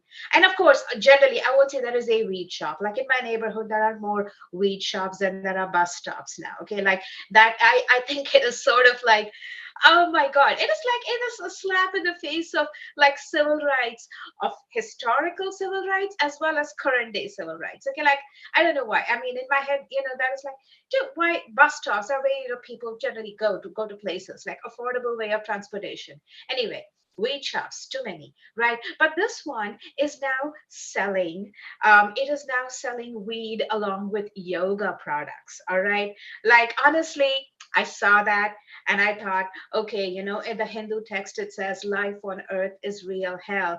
And when I saw that, I thought, oh my God, it is real. This is hell. The Hindu text was real. Apparently, we are all living in hell right now. It's weed yoga is a thing, you guys. Anyway, I'm just going to say, oh shoot, I am not but also this is the thing, weed shops have the stupidest of names. Like I don't know if you've noticed, like there's a series of shops called Canna Nation. Okay, like first of all, there are so many weed shops. Like, weed has now become the new kombucha, I think. Like, both, consuming both gives you, makes you, I guess, stinky as a personality, I guess. Like they're disgusting, both of them. But I mean, no, the smell. I don't want to be all right. I don't want to be canceled by weed people. So I'm okay with weed, honestly. But like the weed shops are, it's terrible. Like there's this, they have the name like Canna Nation, which is like they don't have good names. Okay, they're like the product sells itself. Let's not waste more time, thinking of like maybe halfway decent names. Canna Nation, like no, you couldn't. There are a lot of people who are still in jail for selling weed. They could not sell weed. So Canna, this is a cannot nation. Okay, for the people, for people who are unfortunately not, having the positions of power. This is a cannot nation. It's not a Canna Nation. But that is fine. Canna Nation is particularly poetic compared to this one shop called The Coffee Shop. Okay, and it is spelled Coughy shop. Yes, there is a weed shop called The Coffee Shop. And now here is my vision of people who go to the coffee shop to buy weed. Okay, they are the people who wear marathon hoodies, branded marathon hoodies, and they go in these hoverboards that are battery operated. Okay, you know, have you seen them? They are these battery operated, like sort of skateboards, which are like, we have this bright LED lights around them, like sort of like a spaceship. Like these are like, these people are like the Marty McFlys who flew too close to the sun and then didn't really learn their lesson. Okay, they are the ones who go to a shop, a weed shop called the Coffee Shop, spelled as COUGHY. You guys, like, it's such a ridiculous, like, it's like, that is in here, just outside the weed shop, in next to my building, there is this guy who is selling weed, like, you know, bootleg weed, like a baggy five, you know, like he's out there like trying to, you know, do his, you know, live his best life. And I'm saying, if I were to partake in weed, I would rather go to the coffee shop, no, to the guy outside the coffee shop selling a baggy five. Okay, like, that's what I would do. Because like, this dude may not wear Marathon brand hoodies, but he does have a skateboard that is powered by a human, you guys. So yeah, that's my philosophy right now, my political philosophy. What else? I don't know. I'm just been rambling on. This is, it's I don't know how much time I have, Andy, but I just want to quickly say, this whole train thing has shook me. Okay, like it's, I may make jokes about, you know, like terror threat in the train, but it was pretty scary, because like, this is like, I'm from Boston, and right after the Boston Marathon bombing, I was in the train, and I was basically targeted by a mob. I know this is, I don't know if you're all just doing comedy or if you're doing real stuff, but like, I was targeted by a mob. Okay, and this is the stupidest thing. I was carrying a laptop, you know, in my backpack, and you know, this was the old laptop. This is from a few years ago, the Lenovo laptop, which came with like a big fat power, you know, cord thingy and the brick, and it was sticking out of my backpack, because my backpack is a cute one, which means it doesn't, you know, it's not huge, it's cute, like those in my backpack is like the M&M of backpacks, I guess. So it is there, and I'm like in there, and there's, you know, a mob, you know, like there are these dudes who are like, you know, like surrounding me, asking me to open the backpack, and people are looking at me like I'm an evil person. And I'm thinking, what if I was carrying an actual bomb in this backpack? If someone is carrying a bomb in their backpack, you suspect someone is carrying a bomb in the backpack. You're not going to say open it in a closed train car. Okay, you're going to be like, let them just get off peacefully. Let us give them room. Let us give them breathing space, like, you know, hand space, body space. Let's just give them space and not. But no, they're just like, they open the backpack, and it was, first of all, in my head, oh, this is stupid that they're asking me to open it, but also like, oh my god, they are thinking I'm an evil person. Like, you know, it was very dehumanizing. It was you know, when you're feeling the lowest, but then you're also judging the people who are like targeting you, but then you're not, like, you're thinking they are idiots, but then you're also scared. It was like a smorgasbord of, like, you know, contradicting emotions, sort of like this lavender black pepper ice cream I had recently. Like, you don't know, that's combination, it is there. So there, that happened, and that traumatized me so much that it took me a few months. And the way I recovered from that trauma was, again, back on the train, there was this young couple. This was on Valentine's Day that year. They were basically like, you know, smushing each other in love. They were like super drunk, and then the man was like mushing the lady's butt, and then she just farted. It was very stinky, very loud, and as she was, it was like eye-watering fart. It's stinking up the place. Like, honestly, where does a bomb or a matchstick when you need it? It was that level fart, right? And the man, he's still like putting his, you know, hand on her butt, mashing her while giving her this kiss. And that was the best thing I had seen. All right, like, that was the most life-affirming, stinky, you know, loving, yet like, oh my God, this is disgusting thing I had ever seen. Again, a smorgasbord of like positive emotions this time.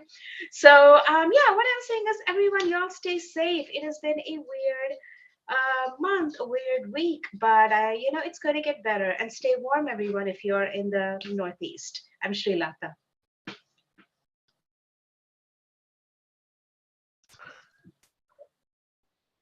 Very nice, very nice. You and trains. I feel like we should get you a car. I feel like we need to start a revolution. Get you a car going on. I'll get a car. Just pay for the parking. I'll be okay with that. That is the most expensive part. It's the parking. Yes. Mel, would you like to ask the young lady any questions? Yeah, totally random, but what's on your shirt? I gotta know. What's your shirt say? They are a Korean rock all women rock group, and they performed here, and I went to see them. Dreamcatcher, listen to their songs; they're really good. Oh, cool. Love a good music recommendation. Awesome. What was that? And no toxic masculinity among them. They are very, very good, but also like women. Awesome. Girl power. Caroline? Yeah, where are you performing next? What's your next place? Yeah, I am actually I have a show on the 9th of March. It's like this is the one I'm actually more terrified about than being in a train with a suspected bomb. This is like a show about, with an all South Asian group, and South Asians, we judge the shit out of each other. We will not laugh unless we are forced to. So and this is like this is terrifying, but it's going to happen. It's happening in the city. I'll be posting it on my Instagram when I have the details. That sounds awesome. And do you want to let the world know your Instagram so they know to follow you and to find out what's up with you in person? Yeah, and hopefully if I'm like help from the 7 train in Flushing, someone can like come and rescue me. Anyway, my Instagram is Sri Lata Sauce. SRILATHA sauce, SAUCE. It's like the spicy sauce, that everyone likes. Perfect. So yeah, anybody watching this, you will see her name. So just put her first name and then put the sauce at the end and you'll be able to find it. But thank you so much. You participated in the last few and you're sensational. We love having you. We get a lot of positive feedback from you. So you do a great job. Thank you so much. Definitely great job. Thank you. And sorry for not being funny. I'm just still feeling a lot of anxiety since you're great. And you're also giving us a heads up to be careful on the train. Yeah. For our behind. Pay attention. Pay attention. Thank you so much. Great job. Thank you. So, since I know Caroline loves this individual and his company, would you like to introduce the next individual?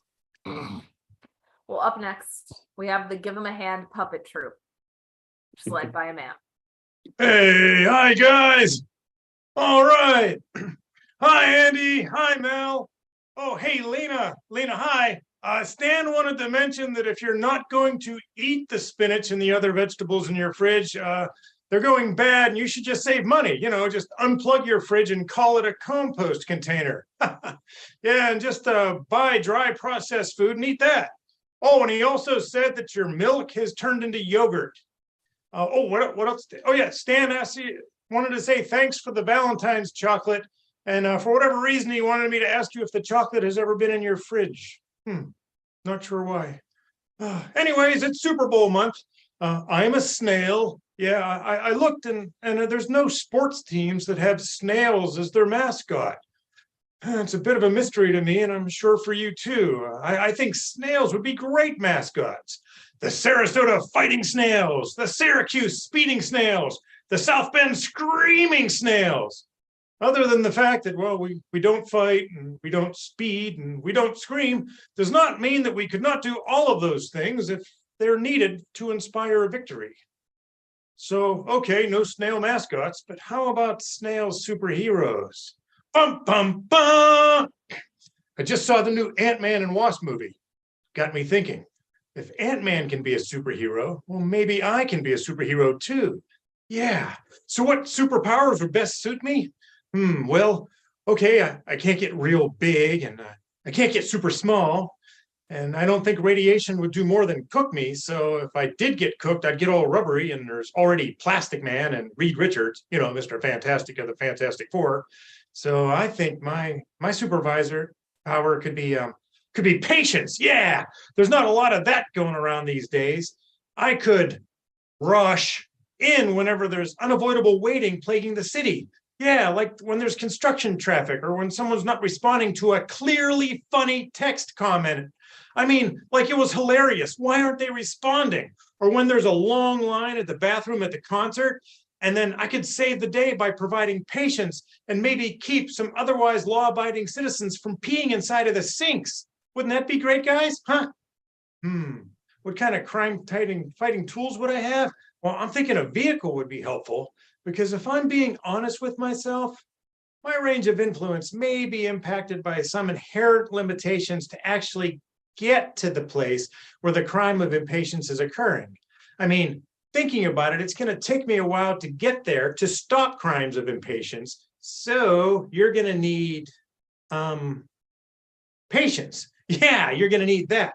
So what you'd really need is patience the most when you need it the most. So I can see if I can, if that happens, I'll probably get brought up on a performance review of like, if I'm not there and that's what they're there for, to get me, no capes. Okay, maybe then I could team up with a group of superheroes. For example, Molasses Man and the Incredible Sludge and the fantastic Waiting for Water to Boil duo. You know these heroes, don't you? Yeah, Molasses Man could be a little bit misunderstood sometimes. He's somewhat of an anti-hero. Whoa, whoa, shake it off, Swifties. Taylor doesn't own that phrase. Plus, Molasses Man is not dating her anymore. He wanted to take it, well, slow. He's Molasses Man. She pictured him in her wildest dreams, and he, on the other hand, felt he was in exile and never quite got out of the woods. Molasses Man desperately wants to be considered among the likes of sugar and honey and stevia, but he knows that he must stay in his own lane, destined to be passed on the left. The Incredible Sludge, however, has been around forever. He's often mistaken for the Incredible Smudge. They have fought tirelessly to wipe out any confusion.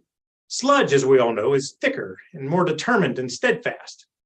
We use steadfast as kind of a loose statement here. Sludge tends to build up around water drains after rainy days and moist perimeters around wetlands and swamps. Once the Incredible Sludge is performed, its heroic duties, what's left behind is, well, sludge. So let's just say we all identify the issues getting confused with the Incredible Smudge, no matter how much we scrub. Be strong, Sludge. We know it's you when it's you. And then the fantastic Waiting for Water to Boil duo is a real-life twins, and their name kind of covers their vibe. The team would be called the Eventuals, or the Getting Theirs, or the Hold Your Horses, We're Coming team, or something. In time, I'm sure we'll figure out the right name. So if I have all these heroes, I'm going to need an arch nemesis. The arch nemesis, someone diabolically fast, someone quick and cunning, someone that equals the challenges of my own prowess, someone like, wait for it, bum, bum, bum, the Sloth. Yeah, they'd have steely eyes and have relative explosive agility. Somebody, if you were watching them real close, you'd have to decide whether they were running at top speed or if they fell asleep. Yeah, that's exactly how that would go. So, in closing, we are hopeful that the snail mascots become a thing. If not, we know the cities will be safe from impatience, thanks to your friendly neighborhood Dark Snail. Copyright pending.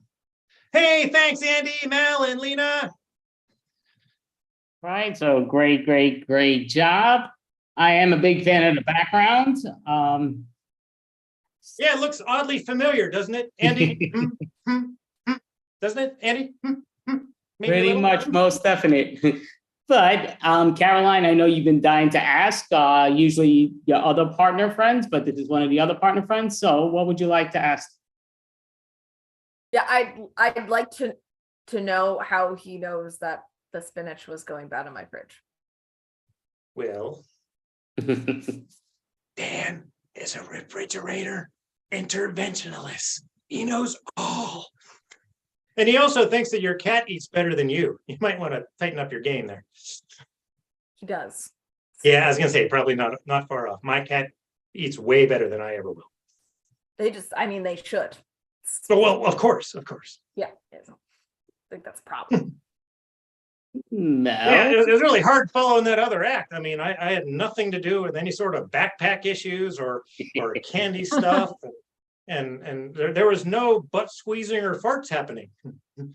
So, you know, maybe that could be my superhero. I could be like maybe baking soda or something. So you mentioned Ant-Man. What are your thoughts on Spider-Man? You know what? Not bad. It seems to be like overuse of legs. You know, I don't like to judge because you got to be you. You know, so Spider-Man does him. You know, snail, the dark snail has to do what the dark snail does, and then Ant-Man. Well, the best part of the movie was Cassie, his daughter. I saw that. That was pretty good. I like that. So I'm a big time superhero fan and all that stuff, but I kind of, in my mind, understand why you would not be a superhero. Nobody's going to be like, oh, great, Sloth Man is here. Like, watch out, our sloth individual is here. Like, look out, because they could sleepwalk away from you. So I'm just kind of curious.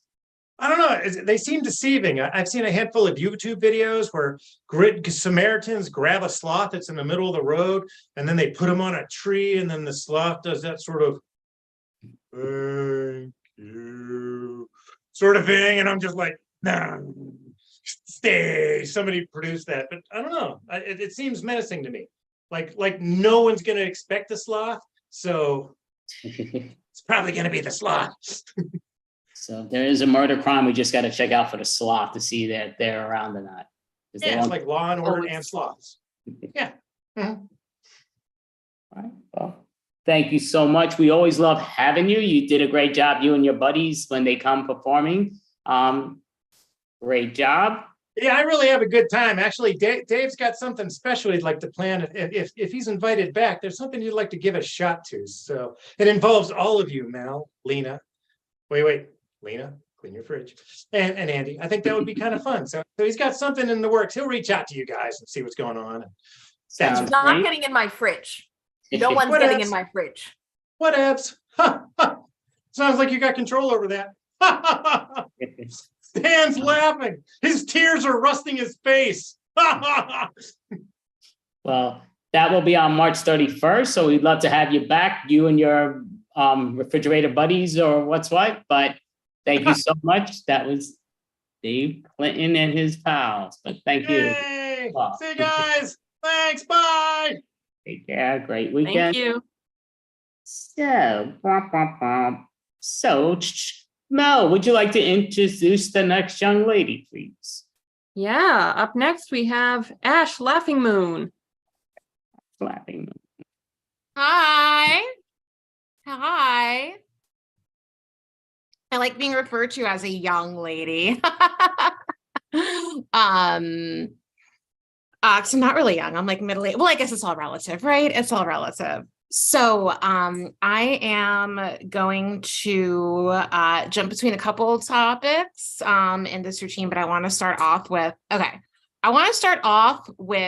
the logistics of dating and traveling in New York City. So for those of you who aren't here, you may think, so we got 5 boroughs in New York City. I'm in Staten Island, which is like the redheaded stepchild of New York City. We're like the invisible borough. We have significantly less people here than other boroughs. Most of the island is like more of a suburban vibe. And we have worse public transportation than the rest of the city, and like we're like geographically kind of cut off. Basically, in order to get off of Staten Island, you have to either like take a boat or pay like $19 to go over a bridge, whether you're going to Jersey or Brooklyn, or you take a boat to Manhattan. Like it's just like not convenient at all to get on and off the island. So I kind of joke around that any kind of dating outside of the borough is basically like a long distance relationship, because no matter how you turn, it's a pain in the butt financially and time wise to get on and off the island. I do it anyway because Staten Island has an incredibly small and pathetic dating pool that I'm interested in. So I bite the bullet and do it. But I always joke around, like you have that initial engagement with people and like there's a vibe going and you're like, by the way, I live in Staten Island, and you just kind of like hang in there for a minute to see how that goes. There was this one dude I was dating, like very, very early stages of dating, who lived in the Bronx. And like, for those of you who are not from New York City, like, all right, Bronx is like way north of New York City. Staten Island's way south. And to get from the Bronx to Staten Island without a car, it is ridiculous. So I had a car at the time. I drove up to see him twice. He's like, all right, you came to see me twice. I got to come see you. Like, let me like look up what that'll take and get back to you. So texted me back and he was like,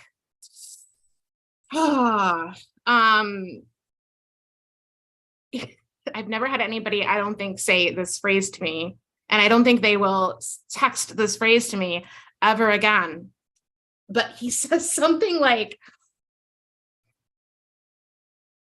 that was bomb sex, but he's like, I typed in the public transportation directions from my place to yours, and it broke my phone. That shit just broke my phone. Like the algorithm was so complicated. I typed it in, my phone just shut down. Had to take 5 minutes to reboot it. And that's why it took me so long to text you back. Apparently he said he like did the MTA trip planner thing and he saw something like 2 hours and 48 minutes one way by the end of it, and like 5 bus transfers. And then his phone just like, the algorithm was so complicated, it just fucking broke his phone. So,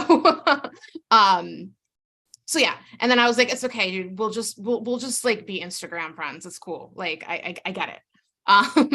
So yeah, we're often the butt of a lot of New York City jokes, which I guess is like partially deserved. There are a lot of assholes here, to be quite honest, and there is there's like still this like leftover like dominant culture of toxic masculinity that's been mostly like washed out of a lot of the other boroughs, but it still has like the most prominent stronghold here, right? Like part of the reason why like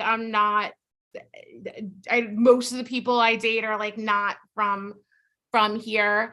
And speaking of like heteronormative dating stuff, so I used to be, it's so funny, I was talking to a coworker this morning and I was like, so I make like 30 grand a year more than I did when I like got my master's degree and started my career 10 years ago, but it's actually like, because of inflation, like not that much. And also, you know, I've had the past 3 years, you know, I went from a 2-income household to a 1-income household.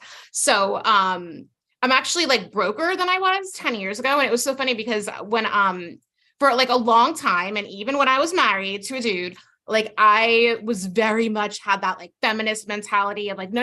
I was like, don't pay for me. Like I want 50%, you know, like I want to like pay my share. I don't want to like get used to the idea of like becoming dependent. But now that I'm like broker than I've ever been in my adult life, despite being like further in my career than I've ever been, which is part of why inflation and capitalism are so fucked up, right? So despite all of that, so now I'm just like, yeah, pay for me. I don't give a fuck. Like now I'm just like, free food? Like how could I say no to that? I don't care if you're male, female, non-binary, whatever. I was like, buy me food, pay for things. Yes, please. Like I have a date tomorrow with a dude and I was like, and it's so funny. I'm like going through my budget because, you know, a meal out is like, you can't have a meal out for less than like $20, $25 now. You just can't. So I'm like going through my finances, seeing like, all right, like how much do I have for this tomorrow? And then it fucking dawned on me. I'm like, I'm on a date with a dude. Maybe he'll pay. maybe he'll pay. And it's such a foreign concept to me because of the way I've done things so far, but I've just hit, sometimes you hit like new like financial lows in your life and it changes things, but you can't beat yourself up on it because you know what, fellow people in the middle class, this isn't our fault, right? It's not this way because like we're all spending $15 more on a meal than we think we should. It's this way because that's what complete unchecked capitalist greed does. It stratifies things so much. It makes the middle class disappear. So one thing that is totally going in my favor this time around is that even though I'm financially struggling more than ever, I'm not beating myself. I am not beating myself up on it. Fuck those, people on their golf outings saying, millennials are poor because we eat too much avocado toast. No, millennials are poor because you Wall Street motherfuckers are going out and buying up, all of these private residents skyrocketing housing prices, and there's just, people, the system is built so that a few people at the top get rich by exploiting the rest of our labor. So,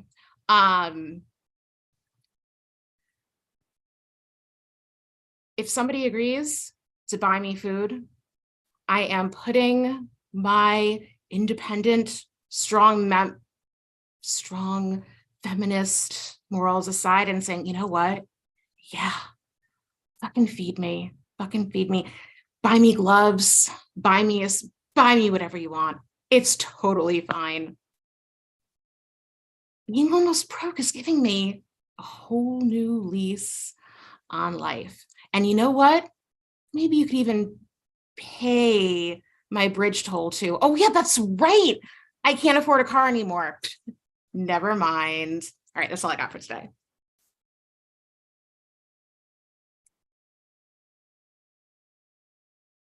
Yes. I Thank love you. the vibe of if you will buy me food, we can go on a date. Yeah, no.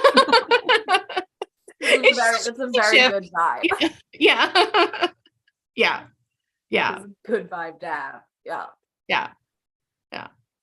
That's where we're at now. Never say no to free food. I know. I'm just like, you know what? Let's just shift in perspective, shift in priorities. Is what it is.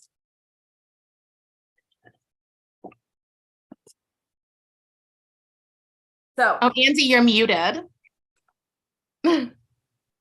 People usually prefer me to be muted, but okay. So, Caroline, would you like to ask Laughing Moon a comedy question or a legitimate question? Go for it. my comedy questions are legitimate. I will inform you of that, Andrew. Let's see. Are there any weird dates that stand out to you? Oh, no, I've been like pretty. I've been like pretty lucky with dates. Yeah, like I can't think of any offhand that were like, oh my gosh, this is this is a crazy like specific date story for comedy. Like maybe some situations that are like a little bit non-traditional, but there's been no like date incidents that I think have been like comedy worthy, like in and of itself. That's a disappointing answer, but that's good for you. I am glad for you. I am happy for you. Yeah. Mel, do you have a question for Laughing Moon? Ashley? Sure. What's a plus side of living in Staten Island? What's the silver lining of Staten Island? That's a great question. I guess one thing that's nice is like you do have the benefits of being like relatively close to places like Manhattan and Brooklyn, where there's a lot going on, both like job opportunity wise and culturally. It's not so far that like, you can't get there on like for like fun things on weekends when you want, right? So, and what's nice is like you get to balance that with, it is, even though it's still like relatively expensive here compared to the rest of the country, it is like a little bit cheaper than most of the other boroughs. So you get you get somewhat of a proximity for, a little bit less of, a cost for housing. And Staten Island we do have a lot of nice parks, and we have some beaches. So you get kind of a nice balance of like the nature proximity and the city culture proximity, which is really nice. There's never like nothing to do, right? Socially, like if we want to do something, or if I have people visit me, it's not like you come to Staten Island, like there's things going on. And like, even in like I'm on like the northeast tip of the island, which is, I'm like a 10-minute walk from the ferry that goes to Manhattan. And, if you have a car, it's like a 20-minute drive to the Verrazano Bridge that goes to Brooklyn. So like, if people are like coming to see me, like there's always something to do, you're not bored. So I have to say, I do appreciate that. And there is like a small like community of like cool, like minded people here. Again, it's like, it's small, and it is kind of everyone knows everyone, which has its benefits and drawbacks, because there are certain spots I can go to where like, I just know I'm going to like run into people, so you do have a little bit of a sense of community, but there's also that can kind of backfire too, especially like, and my career on Staten Island, I'm like a nonprofit and social services professional. And like, I really don't want the people here, like seeing my comedy and improv side. So I can have like my professional life here. And then after work or on weekends, just like jet into Manhattan or Brooklyn and like be like, cursing on stage, like doing comedy and like other life. And it's the kind of thing where like, if somebody from Staten Island happened to like stumble upon this video, it's just like, whatever, like, I don't care enough to like super hide it, but at the same time, like, I don't want to like intentionally like mix those two sides of me either. So yeah, so there's good parts. And everybody asks me if I know Pete Davidson. Like, oh yeah, the show. They think Pete Davidson, which for the record, I don't personally, but I know somebody who knows somebody who apparently used to party with him. So I don't know. The 6 degrees of separation, it's like 2 or 3 on Staten Island. So what I would say, I'm a real New Yorker, born and raised. I always say that from the Heights, and it just comes down to, Staten Island. I would say the benefit of Staten Island, they have a free ferry. It's free. New York does not have free things, and that to me blows me away. Like, I'd love to have the ferry just because it's free. It's subway is too expensive and too slow. Or the ferry has its moments, but it is free, which is spectacular. Yeah, and the ferry is pretty cool, and like you can even like it's free, and you can even just do it as like as like an outing on a nice day. Like they have like since the pandemic, they slowed this down a little bit, but pre-pandemic, they had like snacks and beer on the ferry. Like you could just go and like hang out. I guess you could do like a ferry date. Like if you're like broke, like maybe that'll be my new way to like lure people to Staten Island. I was like, we can get a White Claw for $4 in the ferry terminal, and we can just sit on the ferry and ride back and forth, look at the Statue of Liberty. And that's pretty cool, right? It's just a nice day. You can sit outside, go up on the hurricane like deck. A really weird kind of siren, like a very strange kind of mermaid. Like, yeah. It has like an old school, like one of those like old school horns. The fog horn is very loud. Whenever it's foggy, I know without looking outside, because the ferry has that like. Yeah, that foghorn. I feel like I'm in like, 1930s London or something. So it is kind of cool. That vibe is cool. Excellent. And just out of curiosity, there's definitely, but would you like to advertise, let people know? I know some people here have asked, but kind of like, do you have a website that people could follow you on, or what to find out what you're doing in person or what you're doing online? Not yet. I am working on it. I'm setting up just like a small, because I am getting like workshop presentation gigs here and there that I'm hoping to eventually like incorporate improv into, and I'm getting just some like very sporadic like paid improv and like voice work. So I am gonna set up a website for that.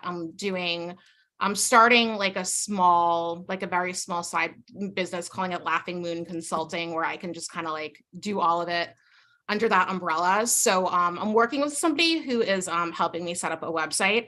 They're very busy, so I'm being patient, as they help me with it. But hopefully, over the next month or two, I will have that set up to just have all my stuff out there in one place. So I'll keep you posted. So I have a little curiosity, just because I don't understand, because some people say like you're saying, and I understand like people want that big website, but you got Facebook, you got Instagram, which I follow you on Instagram. So you have that. How come you don't advertise that to let people know to follow you on Instagram? Is there a reason, out of curiosity? Yeah. So I'm honestly I'm still kind of getting my like branding and messaging together, and my 9 to 5 lately has just been like bonkers. So I'm kind of needing my time outside of my 9 to 5 to, even though I'm very ambitious with the stuff I want to do on the side, the very real human response is I've been needing time off to just rest. And, I don't want to just kind of message haphazardly, you know what I mean? Like I want to like plan a soft launch and, really like kind of put the time into it. So I'm just kind of resting and letting the ideas percolate. And when I have the energy to take it to the next step, I will. But I do plan on, using the, following that I already have on Instagram and Facebook and TikTok to advertise those things. It's just kind of like in an incubation period right now, but I'll give birth eventually to it. Yeah, that's an interesting way to put it. It's just like I don't know. It's just resting in the womb right now, but it'll be out there. I don't know when, and I'm not giving myself too rigid of a deadline, because I know I get overwhelmed really easily too. So I'm just kind of honoring the pace of how it unfolds, and we'll see. Yeah. Well, thank you. You were great, Ashley. Laughing Moon. you. Definitely appreciate you participating. This is the 31st month in a row. Ashley's been in quite a few and doing her stand-ups and joining other improv teams. So she's been spectacular. So thank you, Ashley, and Laughing Moon. Definitely appreciate it, and have yourself an amazing weekend. You too, and I will see you guys next month, if not before then. Perfect. All right. Bye. Thank you. Yeah, thank you. Yeah. Well, keep this flashlight thing's driving me a little nuts. I keep hitting it, then I hit it off, and then I click it on and click it off. But so, all right, I'm just hitting this thing. So you know the deal, Caroline. You take your time, you do what you do, but just in case the world didn't know. I want to do it a little bit differently. Before you both pop your videos off and I start, I've been very bad this week and I haven't prepared anything. So we're gonna improv this. So I want you to either ask me a question or give me a topic, and I'm just gonna go. We're gonna see what happens. All right. Well, I still want to introduce Caroline Dunn. She's like one of my favorite people. I don't know who I am. Spectacular, and she's hysterical when she's on. When she's off, oh my God, PU, just kidding. She's great always. But go for it, Mel. You may ask her and let us know when you want us to get kicked off. But yep. So is upstate New York really full of farms like Andy thinks? Like, does everybody just live on a farm out there? What's it like out there? Okay, I could talk about this for a while. It'll lead me into a few things. All right, you guys can feel free to pop off. And all right, let's talk about New York State. So I am from a place called Poughkeepsie, New York. That was where I was born. Now, Poughkeepsie, New York is what I like to call the middle of nowhere. And the reason I say it's the middle of nowhere is not because it is actually the middle of nowhere. It's just because no one can agree on where it actually is.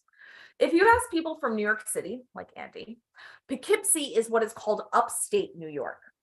This is untrue. Poughkeepsie is not upstate New York. Poughkeepsie is really downstate New York. Technically, Poughkeepsie is one of the last suburbs of New York City because of how big New York City is. It's a train line from New York City ends in Poughkeepsie. So it's not upstate. However, if you ask anyone from New York City, they're going to tell you that Poughkeepsie is upstate New York. And that's because people from New York City do not understand how big New York State is. New York State is gigantic. Now, let's do the opposite. Let's say you ask somebody from upstate New York, actual upstate New York, where Poughkeepsie is. They will tell you it is in New York City. Also untrue. Poughkeepsie is not part of New York City. It is not the 6th borough of New York City. It's about 2 hours train ride away from New York City. They are not the same thing. And as such, I grew up in the middle of nowhere because no one can decide where it actually is. Now I say I grew up in Poughkeepsie. I was born in Poughkeepsie. I lived in Poughkeepsie for a while, and then I moved to Hyde Park. And I moved to Hyde Park to get goats, which sounds weird. And I recognize that. I recognize that it sounds weird to say that I moved somewhere to get goats. Most people are born having goats. Like you're born into a dog family, you're born into a cat family, you're born into a goat family. No. My sister and I engineered a goat family. We made that happen. My sister and I are simultaneously similar and different. We have some similarities, and then we have some also very large differences. I currently live in Jersey City, right outside of New York City. Again, also not part of New York City. Live in Jersey City, and I have a singular cat, and I am stressed out all the time. My sister owns a farm in Missouri with over 200 goats and a peacock. Yeah, we are very different people. I live in an apartment. She has a house, 2 different locations, and I don't even know how many acres of land that she has to manage. I was out visiting my sister this past weekend because every once in a while it's important for you to remind yourself of things you don't want to do with the rest of your life. And I realized very late / early on in my life, I did not want to be a farmer, and that wasn't what was going to happen to me. But it's always good to remind yourself of that, because every once in a while, and typically it's in the spring, I get this feeling where I might want to have goats again, because there is nothing like holding a small little baby goat. I don't like baby people. They are gross. They're little grub creatures. They're fine. They're all right. I'm not a fan of they drool. They kind of they have soft spots in their head. Who designed babies to have soft spots in their head? That is a terrible idea. Why do they have a self-destruct button? No. Baby goats, they are fun. They are cute. They're up and jumping a few hours after they're born. They're adorable. They try and eat your face because they think it might be a tit. They're great. They're awesome. So every once in a while in the spring, I get this moment where I just remember bottle feeding baby goats and thinking, oh, wasn't that so cute? Wasn't that so sweet? And so it's important when you have those moments to bring yourself back to reality. And that's what I did this weekend. I went to visit my sister. There were lots of baby goats. And I remembered that for every cute little bottle moment that you have with that baby goat, they will also pee on you. Yes, this weekend, my pants were wetted by a baby goat. She was maybe a half hour old, and she peed all over me, all over my pants. I was drenched in the urine of this little tiny baby goat. And I remembered, this isn't what I want to do with the rest of my life. This just isn't what I want to be. I have no idea how my sister does it. I am more in awe of her than I was previously. I've always been in awe of my sister. Me and all my cousins, we always wanted to be my sister. She was the oldest, so technically I'm not related to them. I have lots of cousins. Some of them I'm not related to. This is the group I'm not related to, but we all grew up. She was the oldest out of all of us. And so we always wanted to do what she wanted to do. So we've all always been in awe of her. I don't know how she does this. This woman wakes up at 5 o'clock in the morning, goes out, milks a whole bunch of goats, does all this, does all that, and then goes running. I do not run. This is yet another way me and my sister are different. I don't run. I can't run. I'm bad at running. I am not, I am trying to run. I have recently begun attempting to run. And I can do a mile in about 14 minutes, which apparently is terrible. I'm 95% sure I can walk faster than I can run, which physically isn't possible. If you're running, you should be moving faster than you're walking. But I have mastered the speed walk and I have not mastered the jog. That eludes me. Whereas my sister is like off into the distance. Like apparently she's what's called like a distance runner, but she keeps winning things. So I don't know how you can win things and only be a distance. I don't know how these things work. I don't run. I don't do it. My goal is to become a pretty runner. I just want to be able to run without looking like a hippo who is dying from emphysema. That is my goal. Because right now, the moment I start running, I begin breathing so heavily, I can feel the atmosphere shudder as it tries to enter my lungs. I also immediately begin having like snot everywhere. Like I can't run pretty. And that is my goal. I just want to be able to run a mile while looking pretty, which I think means that I need to be able to run 10 miles looking ugly. I think that's how that works, but I haven't found a guide online for that. They do all these like couch to 5K. They don't do like how to run 1 mile not looking like a dilapidated octopus. That's just not something that they give you guides on. And that's all I really want in life, is a guide about that specific thing. Anyway, I had a lot of fun visiting my sister. I got to drive a tractor. I am surprised that she let me do that, because I remember when my dad let me drive his driving lawnmower and I almost ran it into a post, because I am not a good driver. I'm not the worst driver I've ever met, but I am not a good driver. The worst driver I ever met was my grandmother, my mom's mom. She didn't believe in laws around driving. She really believed in the gas pedal though. She would go quite quickly. And I remember being in the back seat of the car while she was driving once. And I was probably 6 and I was terrified because I had never seen somebody go that fast. My parents are very cautious drivers. They're the kind of people who like are able to keep cars for years. The newest car in my family is a 98 Honda. The newest car, as in it's the newest car that they bought. It's also one of the best running. My dad keeps a variety of cars alive through Frankenstein means.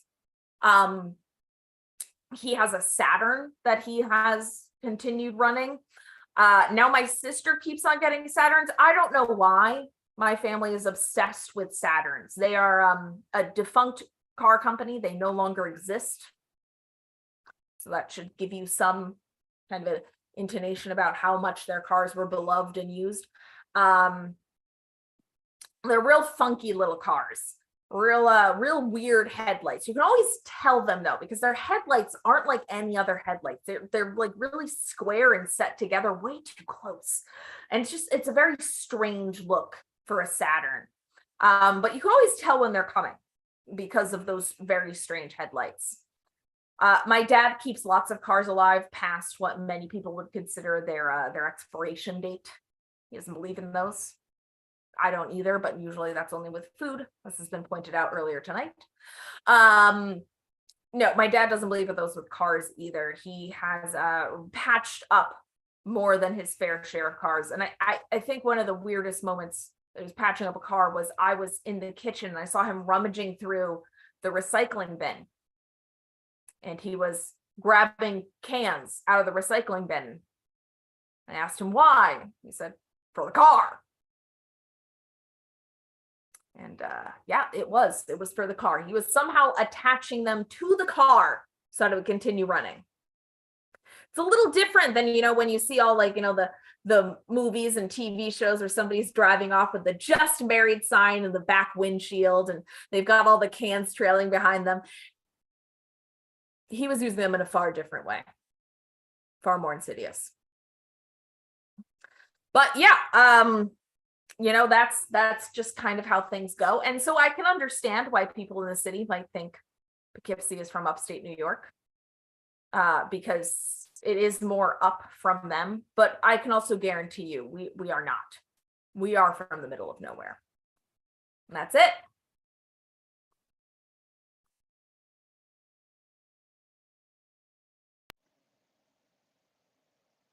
Great job. All right, Caroline. You were very quiet for a while there, Andy. I unmute myself and saying this. I think my mouse, I keep saying it, but the battery keeps on making me forget that it's not working so well. And it works for a few moments and it plays its dying. You gotta replace the battery, Andy. That or like lick it. You said or lick it? Yeah, I don't know if that helps, but you could try. Okay, I'm not sure why would I lick it and not something else to it? Why not put it in my ear? I don't get it. What's the licking part? But I don't know. That's just when something's not working, you lick it. never heard That would probably be the last thing I'd try. I agree. Pen's not working, you lick it. Yeah. I shake it, and if that doesn't work, I hit it. If that doesn't work, I throw it in the garbage. Pretty accurate. Yeah. And she's in between our generations, and she's Robin confirmed, you lick it. Because it's the ballpoint pen, you got to lubricate the ball. You bet. But Then I would just dip it in water. That's boring. That is boring. That's true. You have to go find water. Who wants to? I don't live in the middle of the desert, though. I mean, I kind of do, but I mean, I'm not like in the middle of the salted lake. Yeah, I'm not sure how that would affect a pen. I did want to ask you, Caroline, just because I didn't get the opportunity to ask you, but how was your live show that you did perform in the city?